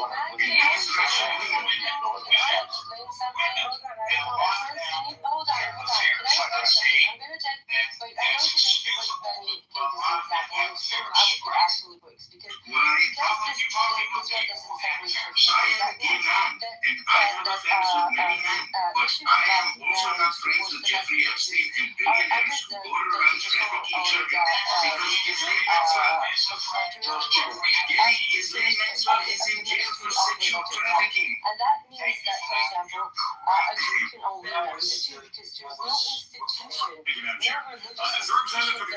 religious institution One local voter is making sure his choice is crystal clear. People who are in charge of that aspect of your life are not people who it doesn't exist. So A non-Jew can marry a non-Jew. Just let her do the same thing she wants to marry. If she wants to marry a non-Jew, let her be Judaism. That is the point that you can't do it within the state. The idea of marriage is restricted to religious marriage only. And that's just a minor example. The concept of non-separating church and state, to me, It's a bad example because civil society is based on different people no matter what. No, this is the 80s, right? I have no problem with Sevilla or and people individually choosing to act to take their cases under their jurisdiction as personal choice. That's fine. You're going down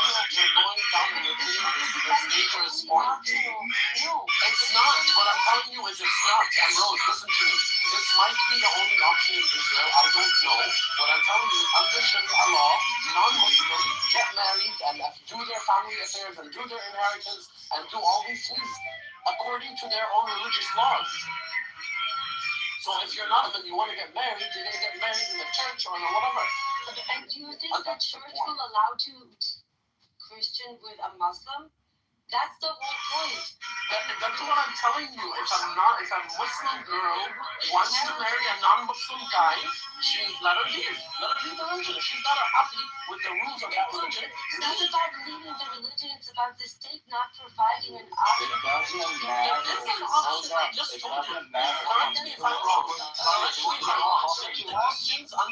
Didn't the Christians under Islam and Sharia laws at the time of the Prophet get married according to their own religious laws? Yes, what's the problem? Hold on. You don't understand the problem.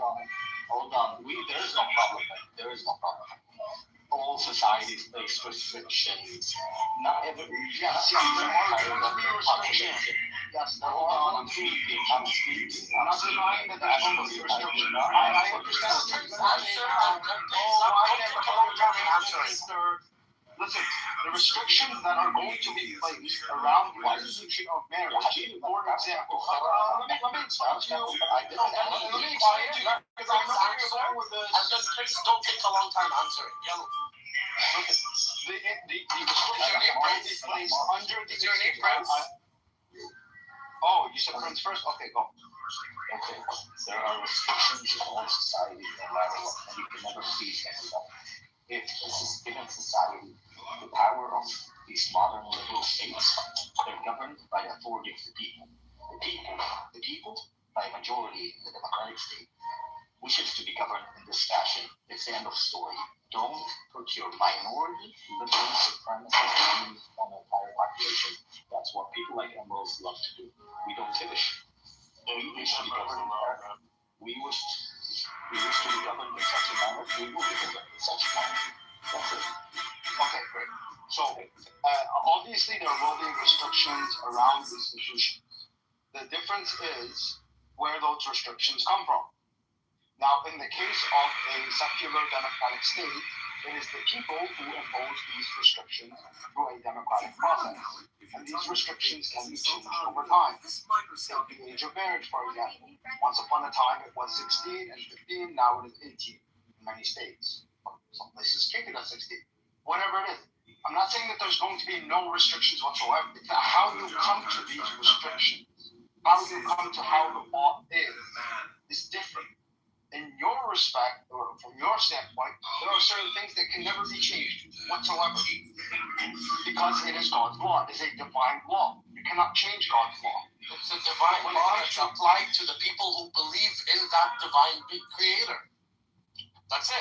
We should also no, because in the cases of, for example, someone who is born to a Muslim family, there are also, in certain cases, not necessarily always, but in certain cases, there are apostasy laws. So you can't plead. But yeah, we should also make it clear here too that unlike Christianity, and not to pin two religions against each other, I don't do that. But in Islam, there is a legal system that's built into Islam and a way of governance. So yeah, that's what governing and because you don't like that. Yeah, what we're advocating for is a secular democratic system. Let me just land. It'll be very quick. There isn't just one way. It depends on the school of thought in Islam. So there isn't just one type of government. There's one set of laws or a legal system, yes. But the government structure and how those laws are applied and you know, the representation of the people, that's all dependent on, you know, what type of nation Muslims decide to set up. So you can't, there's no one size fits all when it comes to Islam, except for the legal body. I intentionally chose an example. I intentionally chose an example that is universal in Islam. That a Muslim woman cannot get married to a non-Muslim man. This is universal. He's a Muslim, regardless of what kind of belief. He's a Muslim woman. She's not going to want to get married to a non-Muslim man. That's it. Say something. I'm not talking about the minority. Wait, but let's assume I just want to add something quickly. So that, like everybody, not only in Clubhouse, we love to talk about Sharia and like pick the challenges in it. And we leave the bigger picture. Okay, let's look at America. Some states are secular states, and everybody like, I'm a Muslim, I can marry a Christian girl. My sister, if she lives in California, she can marry who the hell she wants in the, let's say, San Francisco court. Okay. But then let's look at the society, put Sharia aside, and let's take a white Southern girl from America who's Christian. With her family, let her marry a brown from Pakistan or Afghanistan or Palestine. No, she will go against them. Okay, let's look at Arabs. In a secular state, any Arab secular state. Imagine, hypothetically speaking, Arabs suddenly decided, hey, we want to become secular. Let's separate Sharia أصلا هذا الله يرحمه. No family that experience is there. But like a Christian going to marry a Muslim guy or vice versa. Even if there's Christian Iraq or Syria that wasn't allowed. It's a family, it's culture, it's not the religion, it's not Sharia. Like, I'm going, what's your religion? If I may ask. I'm Jewish. Yeah. Do you think your grandfather would be funny if you marry a German Christian? Yeah. Whether her family is permitting it, it's irrelevant. You know, it's completely irrelevant because we're talking about the rules of the state. Well, hold on. My father would have not had no issues with it. You see, Susan, never ask a question if you don't know the answer. But here's the thing: there are what gives the states the freedom to prevent me from making business in Russia, China, or Iran? Where's my liberal freedom? What makes the state prevent me from certain speech? It's the same thing. There are restrictions everywhere. Accept it. You just don't like it because it's Islam. Not saying there's no restriction. Yeah. But you don't want this restricted. You don't want this restricted. You don't want Islamic restricted because you're an Islamophobe. You are an Islamophobe. Guys, one by one. Are you done your anti-Semite? Okay? Listen, nobody here is advocating for anarchy. What we are saying is we want a system of rules and laws in accordance with the will of the people. So live in a country that will have Sharia The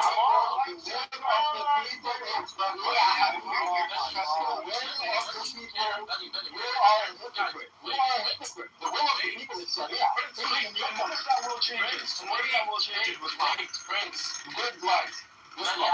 One year there, if a bunch of Muslims rounded themselves up, went to a country and established their law with Sharia law. شو دخلك? Don't live there. You're not even Muslim. What do you, not like Zionism. What do you think happened to the people living there? What? What do you think happened to the people that were living there? I didn't mean like they're going to displace people. I'm saying now, for example, I live in Kuwait. If the whole country decided we want to be fully, 100% Sharia law, what the fuck do you care? What do you want? That's fine.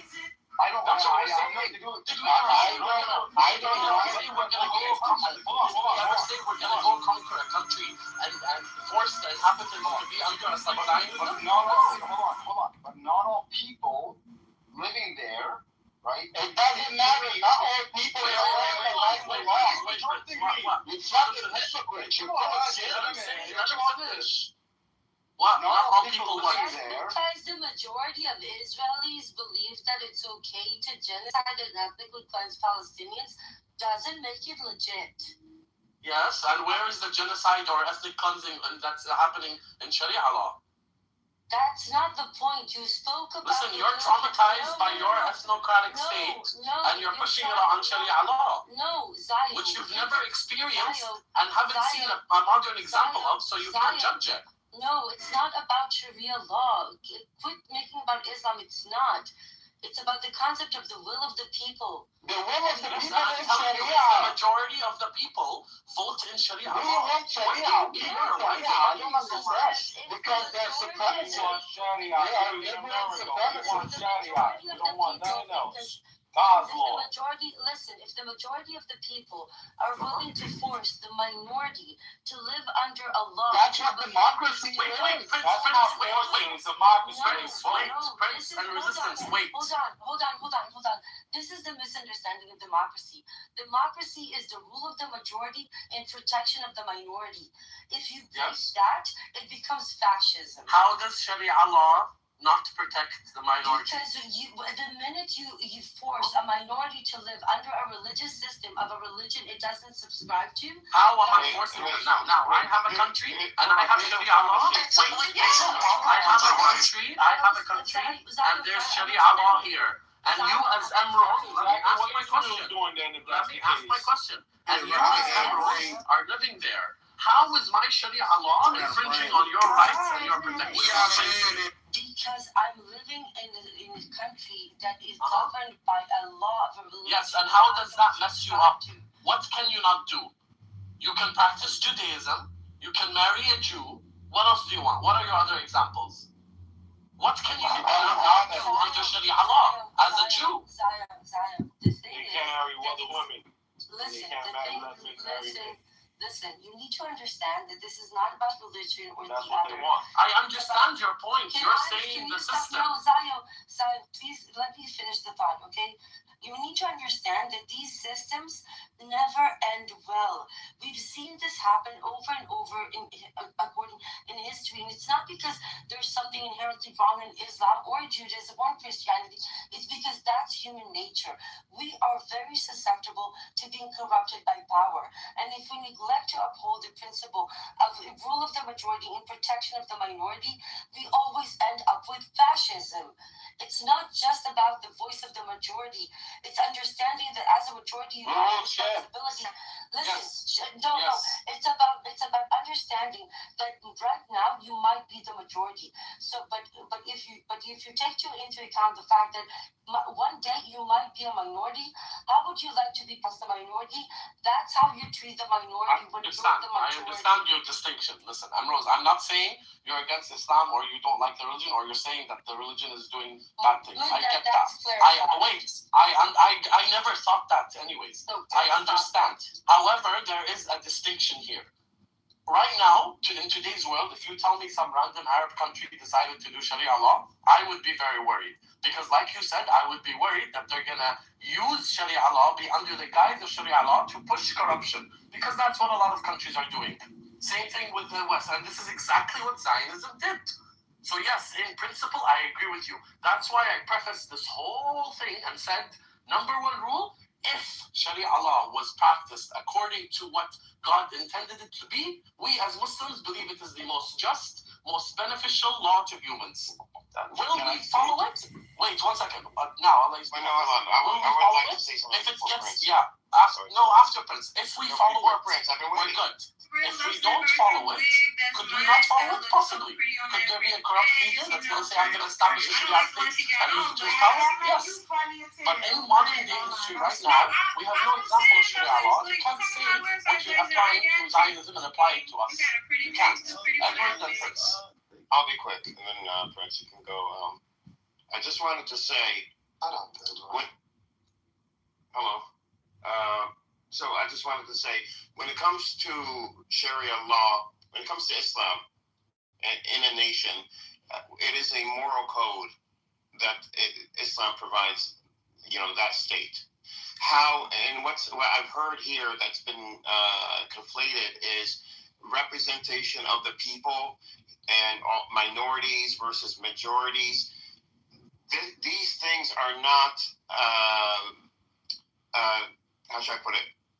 A state has a choice under Islam how it wants to govern itself, as long as the moral core of Islam is a part of that state. So you could have a monarchy versus a almost secular democracy, and indefinite democracy. You have full representation as long as it doesn't go against the moral principles of Islam. So it's not about minorities and majorities. You have a minority Islamic. Is that Big Lab? Minority Muslims in a country. Big Lab. Oh yeah. Set for that nation in its constitution, and still everybody is treated equally, and so there's no ambiguity there. There's no issue there. You can have whatever nation you want, as long as so we shouldn't confuse the two. We shouldn't confuse Islamic principles with the modern representation of a Western nation. They're both still compatible with each other, unlike other religions. Okay, Prince, you can go now, but guys, I want us to actually have a conversation. Like, I don't want to fucking call on everybody and just talk normally. Don't interrupt each other. Okay, can you hear me good or? Yeah. Yes. We're used to this. Okay, good. Bismillah ar-Rahman ar-Rahim. From the great prince to the simpletons of this room and to the honorable people of this room. Here's the thing. No offense to Ambrose and Benny Adam to anti-Islamic rule people, which is quite clear and obvious. As much as you'd like to say, no, it's obvious. We know it. We know it, and it's fine. Just be proud of it. Here's the thing. Both of you and people like you are hypocrites and liars, right? You talk about the will of the people. The will of the people has been for many years to implement Sharia law. I'm not talking about my own opinion. I'm talking based on polling from non-Islamic friendly or non-Islamic sources. We're talking Pew Research, Gallup, CNN, a lot of other polling. Even the PA in Palestine did a polling and found that 85% want to implement Sharia law in Gaza, West Bank, and East Jerusalem. Okay? This is the will of the people. And in any given society, there are things that minorities don't like. Today in the United States, there is a minority that doesn't like the separation of church and state. But what you want, Ambrose, and what Benny Adam wants, you're hypocrites and liars, and you want the tyranny by the minority. You want the tyranny by the minority. You want to oppose us your liberal views because you don't like our Islamic rule, right? I live in the UK. Wallah, I don't mind if tomorrow morning the British government announces that it is transforming its government system to a theocratic Christian system. I will then either stay and live among them or leave.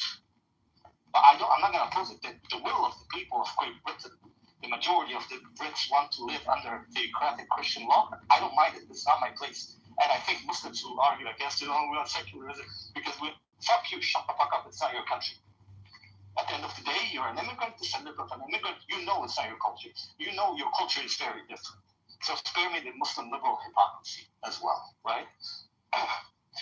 There are many things in Western liberal societies that infringes upon a minority, right? When the United States had a heated conversation over same-sex marriage, the majority of Americans rejected it, including the most liberal state in the Union, California. 65% voted against it. Shut up, Mike. You don't know what you're talking about. 65% in 2012 voted against same-sex marriage in California in the ballot. And what happened? The tyranny by a minority in the Supreme Court ruled it, right? What should have been done is an organic transformation, if that is what the minority wants, an organic transformation of convincing the people. Long-term, I think long-term, American public, white Americans, Black Americans, Hispanic Americans, Christian, would have accepted same-sex marriage, and they would have voted for it in a referendum. But they impose a tyranny by a minority the same way you want to impose a tyranny by a minority. The will of the Arabs, the will of the Muslims is to have Sharia, even outside of the Middle East. 75% of Pakistanis want Sharia, and the numbers are similar in other Muslim majority countries. Shit, even here in America, all the Muslims want Sharia. Well, America and Canada and a lot of Western countries their laws are based on Christian laws to begin with. I don't know. Go ahead, Ambrose. I mean, respectfully, if you want Sharia law in America, get the fuck back to your country. Like, you have to. This is our country. This is our country. Sharia. Brother, I was born. I agree with Susan, actually. I agree with Susan. What you want to do, what Ambrose and Benny Adam want to do to Muslims in their own country. Yeah. See, that's the difference. What we want. Move to Pakistan. Move to Saudi Arabia. No, brother. Hold on. Once again, what we want is irrelevant to what the people voted for. See, that's the difference. See, the Muslims here, like everywhere else, we respect what the law of the land is, because that's what Allah and Ta'ala and His Messenger told us to do. But that still doesn't change the fact that Muslims here would like Sharia. Point blank. Well, you're not getting it, buddy. Yes, that's fine. You can say that. The thing is that today's world is extremely. No, we're gonna have it here in America too. Guys, that's why we're gonna beat you Yahoos. Guys, we're gonna beat you Yahoos to submission. All right, resistance. That ain't anti-Semitic. Rose was talking, guys. Okay, she's gone. Next. Let's just try not to be anti-Semitic, guys. Come on, like let's just have. It's not anti-Semitic to say we want the Jews or the Christians to become Muslims. What's anti-Semitic about that? It's just you said something about. You said you want to beat them up. I didn't say nothing about filthy. What the hell is wrong with you people? She's gone. She's gone because this aggressive Muslim man is threatening Jews, which is not cool. I didn't threaten them. I make promises. I don't do threats. Resistance. But you gotta saw how about that. You're ruining your That's entire what I saw how about that. Listen, what ruins it is people like him that they speak against Islam and they speak against the laws of Islam. Can't hear you, Prince. I don't respect people like these people. What the fuck are you talking about? So why don't you go back? Why don't you go back to wherever, gay Tel Aviv or wherever you guys want to be? You guys go there. The Muslims don't want to be there. We don't care about those places. You're bro. Hold on. Are you telling me that there's not Palestinian people who are secular? They do not practice Islam? Okay, then I don't care for them. Bro, guess what? You should have. Why didn't you take up arms to join the caliphate when ISIS was taking over in the Middle East? Oh no, you couldn't. First of all, ISIS, they're not Muslims. They commit crimes against Muslims. They commit crimes against Muslims. Okay, that's a sin, but they're still Muslims. It's a major sin. It takes them out the fold of Islam. And yes, it does. Muslims that kill other Muslims do. Not practicing doesn't make you secular, by the way. Just want to put that out there. I'm challenged to find a single scholar with that fear of ISIS belongs. Are you nuts? Of course there has. No, there actually. Yes, there is. I'll put it in the chat now. No, you can't tell me nothing. Yes, I can. I know more than you. No, you don't. No, you don't. Yes, I do. You don't know more than me. Bro, you can't get it. Brother, when you practice Islam, I don't want to hear what comes out your mouth. Practice it. Can I camel back? Well, he's an An Arab doesn't make uneducated. An Arab doesn't make you a Muslim. It does make you more Muslim, though. No, it doesn't, you white boy. No, it doesn't, white boy. It is true. I'm gonna reset the room. I'm just not a pussy. I don't. Well, white boy makes you gay, so you're gay. Shut up, ninja. Oh my goodness. Enough. I think is it 80 Arabs only make up 20% of the Muslims. Yeah, but who has the largest contribution to it then? All of us. The Persians did. A lot of your scholars were Persian. They were. Yeah. Probably the majority. Oh, you can clear your name. What happened? Yeah, thank you. This guy, just for the fact that I told him that if you want Sharia in America, and as a Muslim myself, you have to respect the law of the country that you're in. He literally accused me of being a faggot from Tel Aviv, of being a secular Palestinian. Like, I didn't say. You see, why do you people lie? Who's you? I didn't say you were a faggot. I said I don't care about those gays and people who want to live in jail. I didn't say him. That's where the lie is.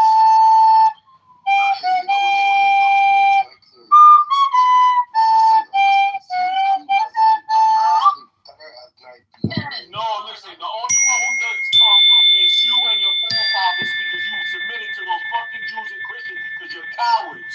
You're not part of the Islam. You're not Muhajideens. You're a bunch of bitches that like going to drink hookah and being in clubs. Drink hookah. Whatever they do. Whatever these cowards do. You don't make salat. You don't sacrifice for Islam. You're a fucking coward. That's why you moved to Europe because you want to be a homo. These are not the attributes of being a good Muslim. No. This is me having to whip this coward into submission. Resistance. You know what I sacrificed? Can we? All right. I'm about to read. And like I said, these people are liars. Because I'll read you, brother. I'll read a number of scholars right now, Sunni scholars. Okay, before you start. ISIS. Okay, before you start that. These people are liars. They lie. Resistance. Before you start that, let him. Munafiqs is what they are. Let him complete. Before you start that and move on to something else, let him complete. Go ahead. He's saying I didn't sacrifice the 100 towards that. My phone was sacrificed for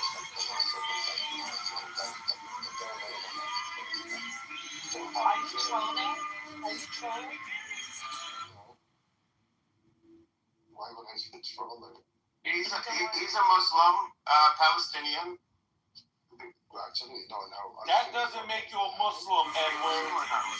This whole notion of these Palestinians, that don't make you a Muslim. No, I said he's a Muslim. And I don't care if he's Palestinian. Okay. No, I was answering Wednesday. She said, "Is he trolling?" Yeah. I mean, I didn't say he was trolling. Wait. أقسم بالله العظيم I am a Muslim. My name is Muhammad يا جماعة الخير. What's wrong with you? Okay. No, Susan's Muslim. I know Susan's All right, Muslim. Susan, you're Muslim. Okay. Susan was fasting today and I'm eating suhoor right now. What is this bitch doing in America, resistance? What are you doing in America, bitch? I just made iftar and I'm going to the masjid now to do tarawih while you're probably masturbating. All right, okay. If you're doing Ramadan, it's just if you don't do Ramadan. It's not just sun up to sundown. It's the whole month. The whole month is holy. You don't talk this way. It's not. No, it's not. No, it's not. It's not. I know. I'm a Muslim, unlike you. Susan, stop trolling, please. You got one wrong. He just did takfir on me. If I was Ambrose, I'd be like, yeah, I wouldn't want y'all running. I mean, she thinks we're crazy. I mean, not that her opinion matters, but I just thought that was funny. I think she knows that we're crazy. Hey, go put him down. Who down? The other cow with the beam, obviously. Don't call people non-Muslims in Ramadan. I'll say what I want, you coward. Don't. I'll say what I want. Enough. Zio, why are you putting people down for? Because he's a clown. Because he's a clown. So what? He cursed at me and he disrespected me. Did you throw him down? You coward. I didn't move you when you cursed at me. You're a clown. I only moved you. And that's the problem with these disgusting tribes.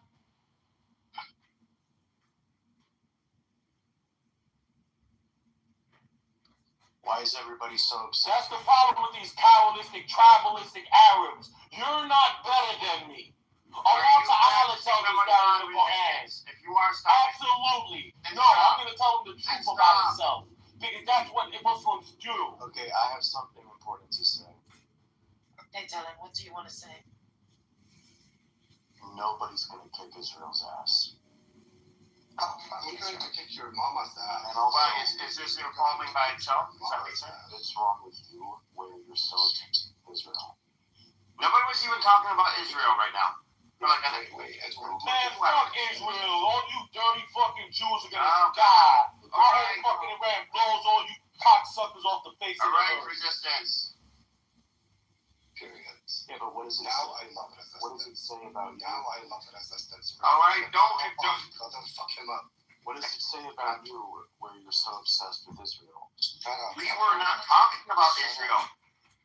Why is Israel obsessed with raping little children like Epstein and Ebru Barat? Okay. Why are they so obsessed with taking guns from children? So you speak on behalf of all Israeli people because you've been reading things on the internet? No, reading facts that have been put out by the FBI and the DOJ, and it's been exposed by their disgusting nature by the Bibi Netanyahu harboring a disgusting Jew that came to America trying to rape a little girl in Nevada, and then they flew him out in a private jet because you guys harbor pedophiles. You don't realize how you're a sheep. You don't realize how you're reading. And you guys are less than the shit that comes out of a goat's ass. Here talking about why are we obsessed with Israel when we were not even talking about Israel. So who's the sheep? Sir, look at the title of the room. Who's the sheep? Look at the title of the room. I did the title. I understand. Okay. So yes, Iran will take Israel's ass. Yes. Yes, I did the title. I did the title of the room. You have a problem with that? I don't have an issue with you putting that as the title, but nobody's going to be kicking Israel's ass. Yes, they are. Ballistic missiles right up their ass. I believe they did in June. I believe Iran really gave it to Israel too. I mean, United States is using. I mean, if you're Israeli or a Jew, you should be wondering why the United States will be using Israel as like a guinea pig, because that's what it's going to do, right? Why? Because we're not a civilian. People living in America, civilians, we're not going to get those ballistic missiles. The people in Israel will. And we saw what happened in Tel Aviv. I have a question for you. Guys try to hide it. Why are you so fixated on this? Fixated on what? Because I hate those dirty Israeli terrorists. That's why. As a Palestinian. Sorry, Edward. Sorry. We're not fixated on it's called geopolitics. The United States of America might be going to war with Iran. So why would we not have a conversation about this? You know, since Trump wanted to be America first and no new wars, but it seems that Israel wants to bring us into a war like it always does. So yeah, we're asking the question, will Iran beat the crap out of fucking Israel? I don't believe so. I want to know how this impacts your life personally. Well, for me, as a Palestinian, it impacts my life, my family's life. So a weakened Israel is better for Palestinians. Weakened Israel is better than for America. I think Israel is just going to take over. I think you are a Jew hater. I think you're an anti-Semite. How do you get that? You're cooking. How do you get that? Because you're trying.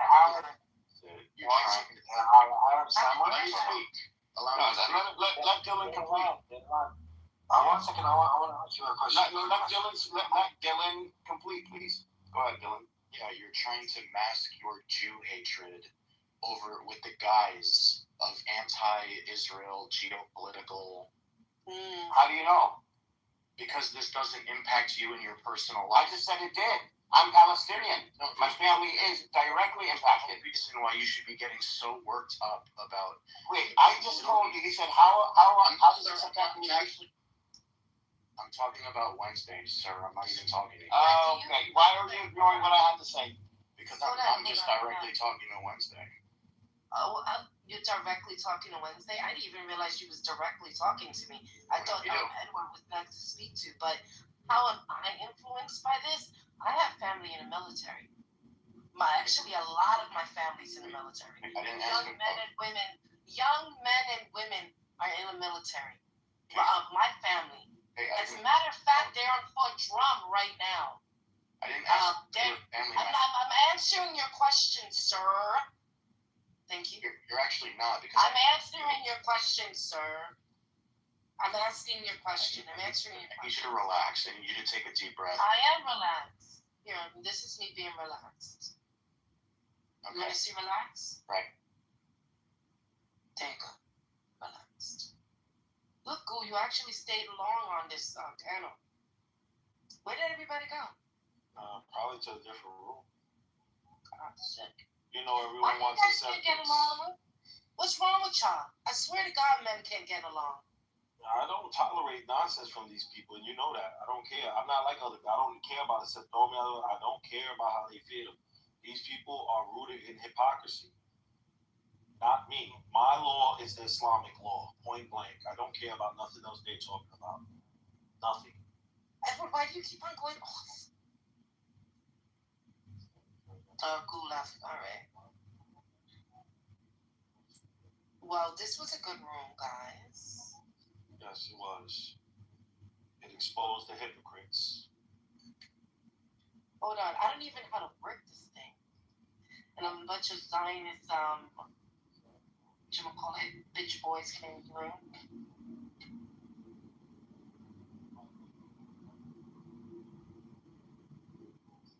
What you have for iftar? Having it right now, pasta. It's called chicken franchise, the grilled chicken with the lemon sauce. Sounds good. I just had chicken. But I always had dates first. I break my fast always with dates. You should always break it with dates and then some water. Yeah, dates are good. All right, well, the room has it's, oh, hey, Rumi. Hey, Mickey. I'm about to make this into a lounge. If y'all want to chill with my cafe. Yeah, they all probably went to what's his name's room. You already know. The Indian hypocrite. Oh, I don't give a fuck. You know, that's where they always run to. Mitch, come up. Oh, Mitch comes. She said she'll come back.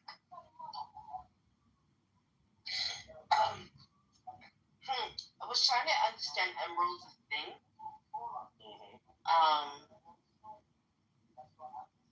I understand that she likes democracy, right?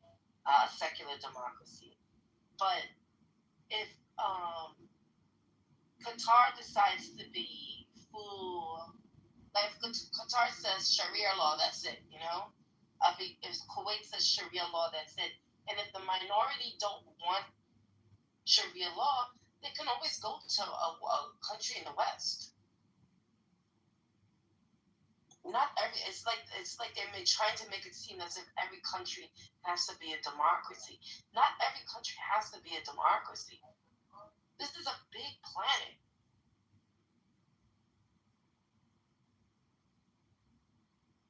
Some people just don't.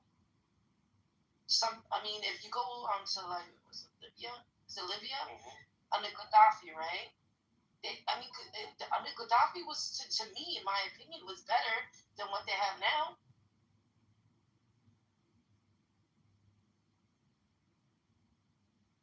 After the United States destroyed it. And then the United States is not a real democracy. Don't let this lie. It's starting to be more. It's an oligarchy. It's a class system. To me, I feel like they're trying to put feudalism back. I was working the land again, taking away all the people who actually do work on the land, and now who's going to do the farming and stuff like that? AI is taking the jobs and stuff. Whatever. Anyway. Y'all quiet. Oh, I'm listening to you. That's fine. I was saying that that's all they think about. That's the problem with people like Ambrose and many of them. They think Western values and these European values are all of sale. Yeah, I look at them, they're all idiots and they're crazy. My all is God's law. That's it. The Quran. That's it. I don't care about nothing else. Too bad. I don't care about those idiotic companies. You're an American. You live in. I don't care. I'm a Muslim. It's not though.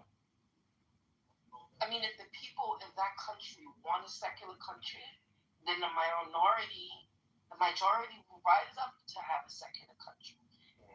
And then they have it. So, but that's just what I think. Not everything is about democracy. Some places just can't do it. The people like to be led. All those people are sick. She's sick after I heard that. Oh, your people, the Jews in the IDF could go kill innocent women, children, and the elderly.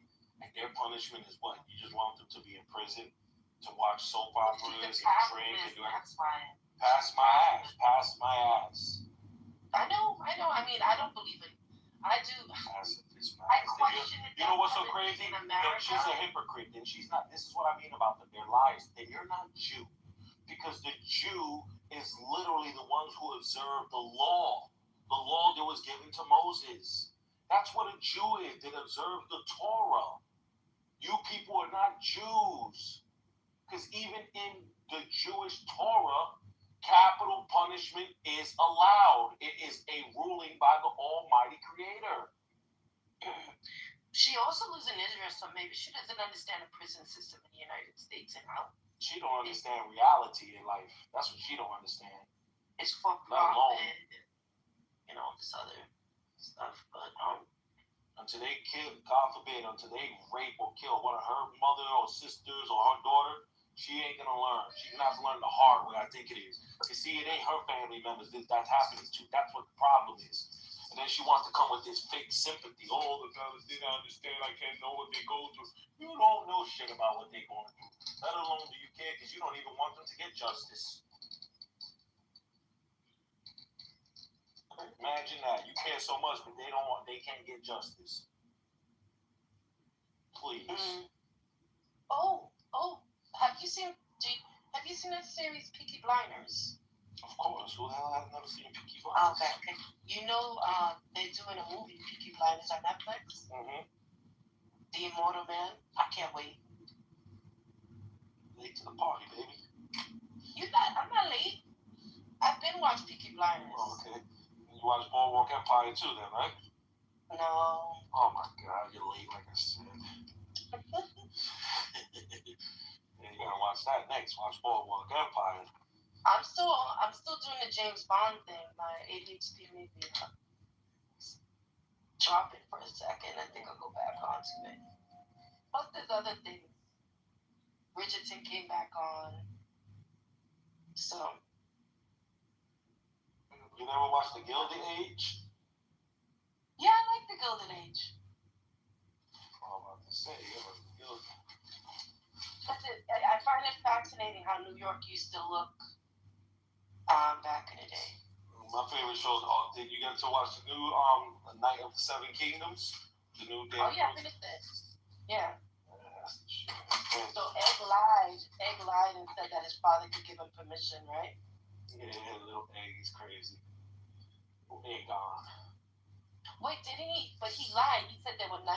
He told what's his name, Duncan, there were 9 kingdoms. And he was like, they were 9. Well, he's kind of because he practices it all, even though the veil is part of the reach. But he's just like, you gotta remember, it's like a different time compared to.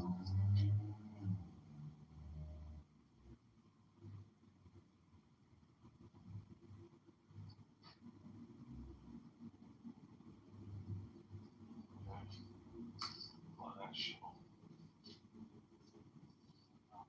Yes, so. Oh, and then BTS is coming back. Yay. Your daughter should be excited.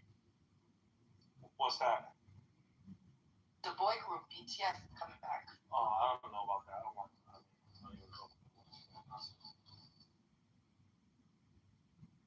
They're going to have a thing on a special on Netflix.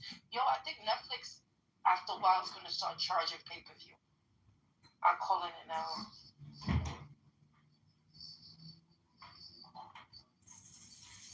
Calling it now. And people will pay too. Hey, Yakov. Where is he? Robin. You want to come in?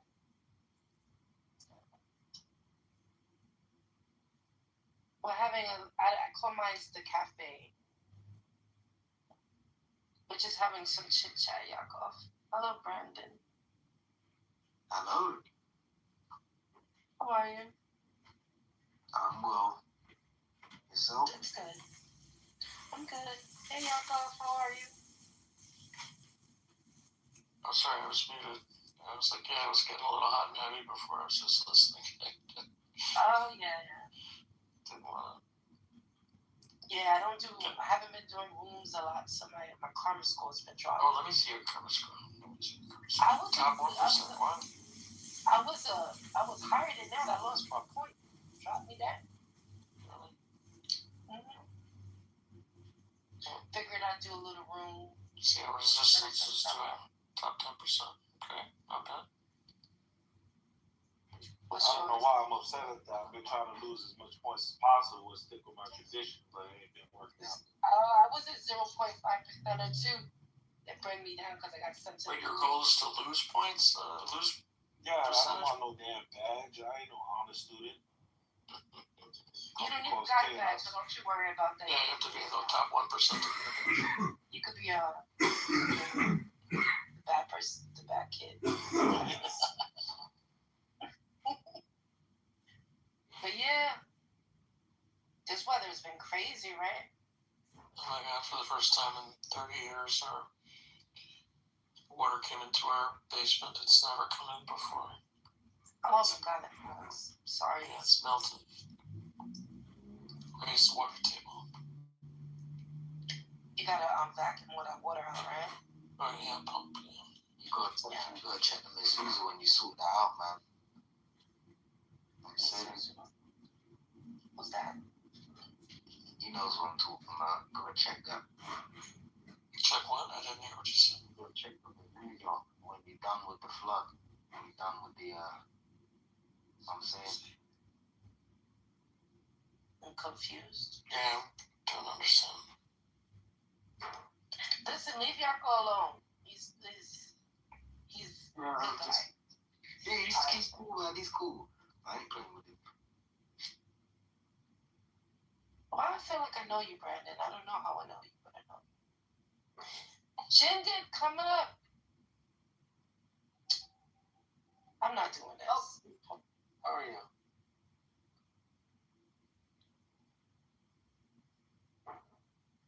How are you? I'm okay. How is New York? Under a lot of snow. And once the snow melts, there'll be lots of dog poop all over the place. He's absolutely right about that, though. These people, they don't pick up after their dogs. They go and they poop on the snow piles. And then when the snow melts, there's like shit everywhere. Excuse my French. New Yorkers do have a lot of dogs, huh? There are a lot of dogs. Well, they can blame that Mandani guy now. No, we've had a lot of dogs since before. No, we can't make, like, a lot of things you can try to throw it in, but blame dogs, like, that hasn't changed in the 1 month that or less than 2 months that he's been there now. I know, but you know what? He did a really good job this time. He decided to learn from his the mistake. Yeah, I thought that was a pretty good idea. And I think the criticism about, it takes more identification to get a snow job than to vote, I thought that was not warranted. Well, I know he was meeting. Just for tax purposes, you need to.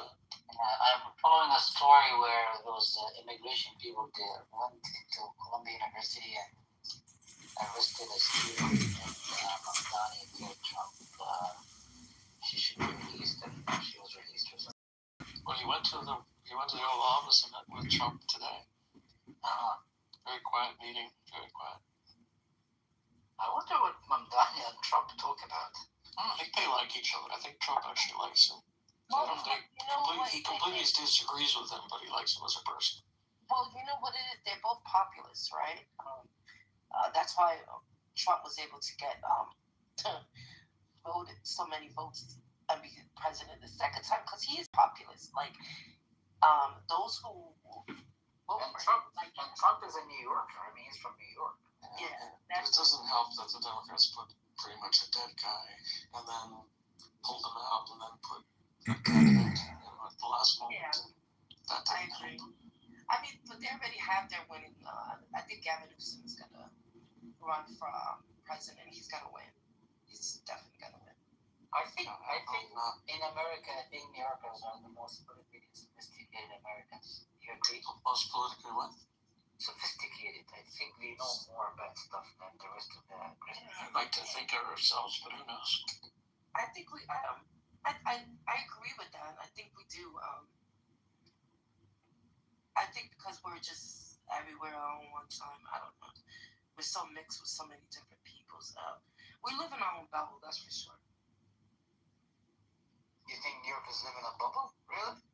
Yes, definitely. It is not. It is unlike any other place in the country. It's true. I mean, it's not. It's definitely different than any other part of America. I'm pretty sure. I think you refused to ask this last time I asked, but what country are you currently living in? I'm a Palestinian. I live in the West Bank. Oh, I thought you moved. I thought you immigrated someplace. No, I didn't. Do you mind me asking? How you finding it? Finding what? The West Bank. I'm finding it. It's the West Bank. It's Palestine. It's where all the crap is. I went up and down 1987 before the Intifada. Yeah, I think we spoke before. Yeah, we went all up and down the West Bank. That was so beautiful. People. Now say, how did you like it there? Like, do you love it in the West Bank? How did you like it? Like he lives there. Like Do I like it? Yeah, I like it. I mean, it's. Do I like? Do I? Yes, I love the place. It's a gorgeous place. It's just a place with a lot of problems.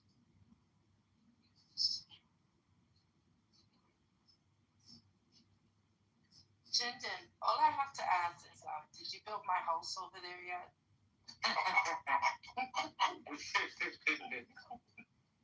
Look at that, man. She tried to immigrate. She tried to do Elia.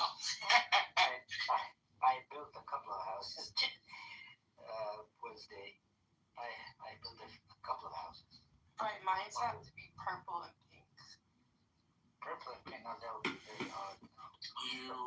I think people would throw eggs at your house. Yes, they would. No. They would throw more. Yes, they would. Trust me. And they'll throw stones. Yeah. Tell her. They'll throw stones. I'm not going to say explosives because that would be too obnoxious, but stones, rocks, cans, trash. Okay, then how about like a nice blush pink? I think that'd be nice. No, that ain't happening. It's tan, white. It's tan or white. And the light tan is. It has to be like a stone color. That's what all the houses are, those stone colors. Because that's just the way it is. It's like go to Italy and all the roofs are red. Ask for a brown roof and they'll look at you like you're nuts. Yeah. Okay. It's just the way it is. Okay, well then you're gonna have a pink or purple painting. That's too radical. That's too radical. I see. So and then everything's just trimmed to a blue. We have that stone. We use stones for. Exactly. Tan stone color. Is it everywhere? Stone is everywhere, and you have different like pattern stones from different places. In the north it'd be white. There's the Jerusalem stone. There's the Hebron stone. There's the Jerusalem stone is actually some of the Jerusalem stone has a lot of pink in it, like a pink kind of. Okay, so then I want to use that one. Okay.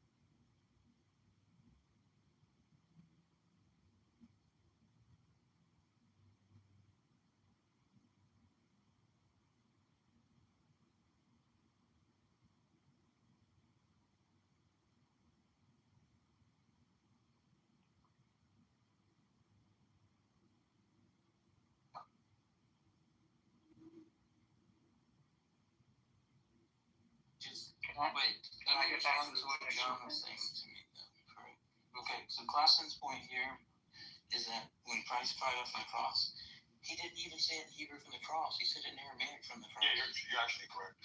Right? Yeah. So that's the crazy thing is like, that's not going to actually help him with the Hebrew stuff. What if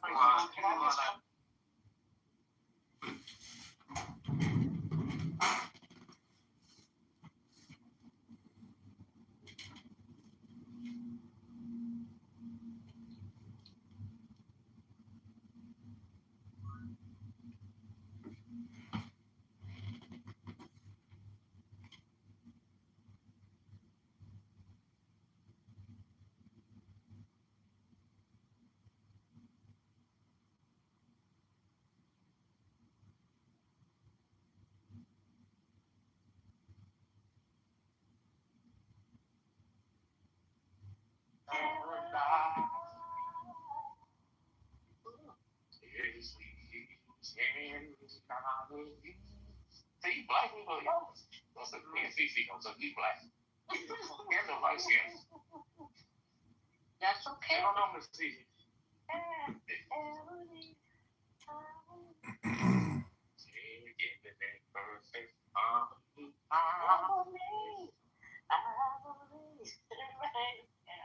That was my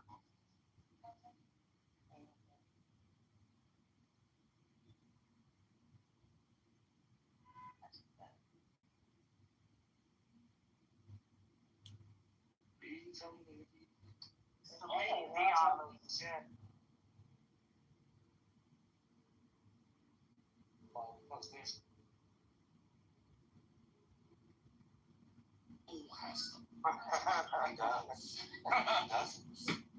No, but you gotta look at it like this. That's like me while I'm dating my then girlfriend, and I introduce her to, like, I have this homeboy, like, when we want to go out and we want to have fun and we do all kinds of wild and crazy shit. That's not the homeboy that I introduced my wife to. She don't need to know him. You see what I'm saying? So Clinton, Bill, we know plenty of images with Epstein. He is not introducing his wife to Jeffrey Epstein. Why would you do that? I'm just saying. You know, I think there's a pathology of white heterosexual men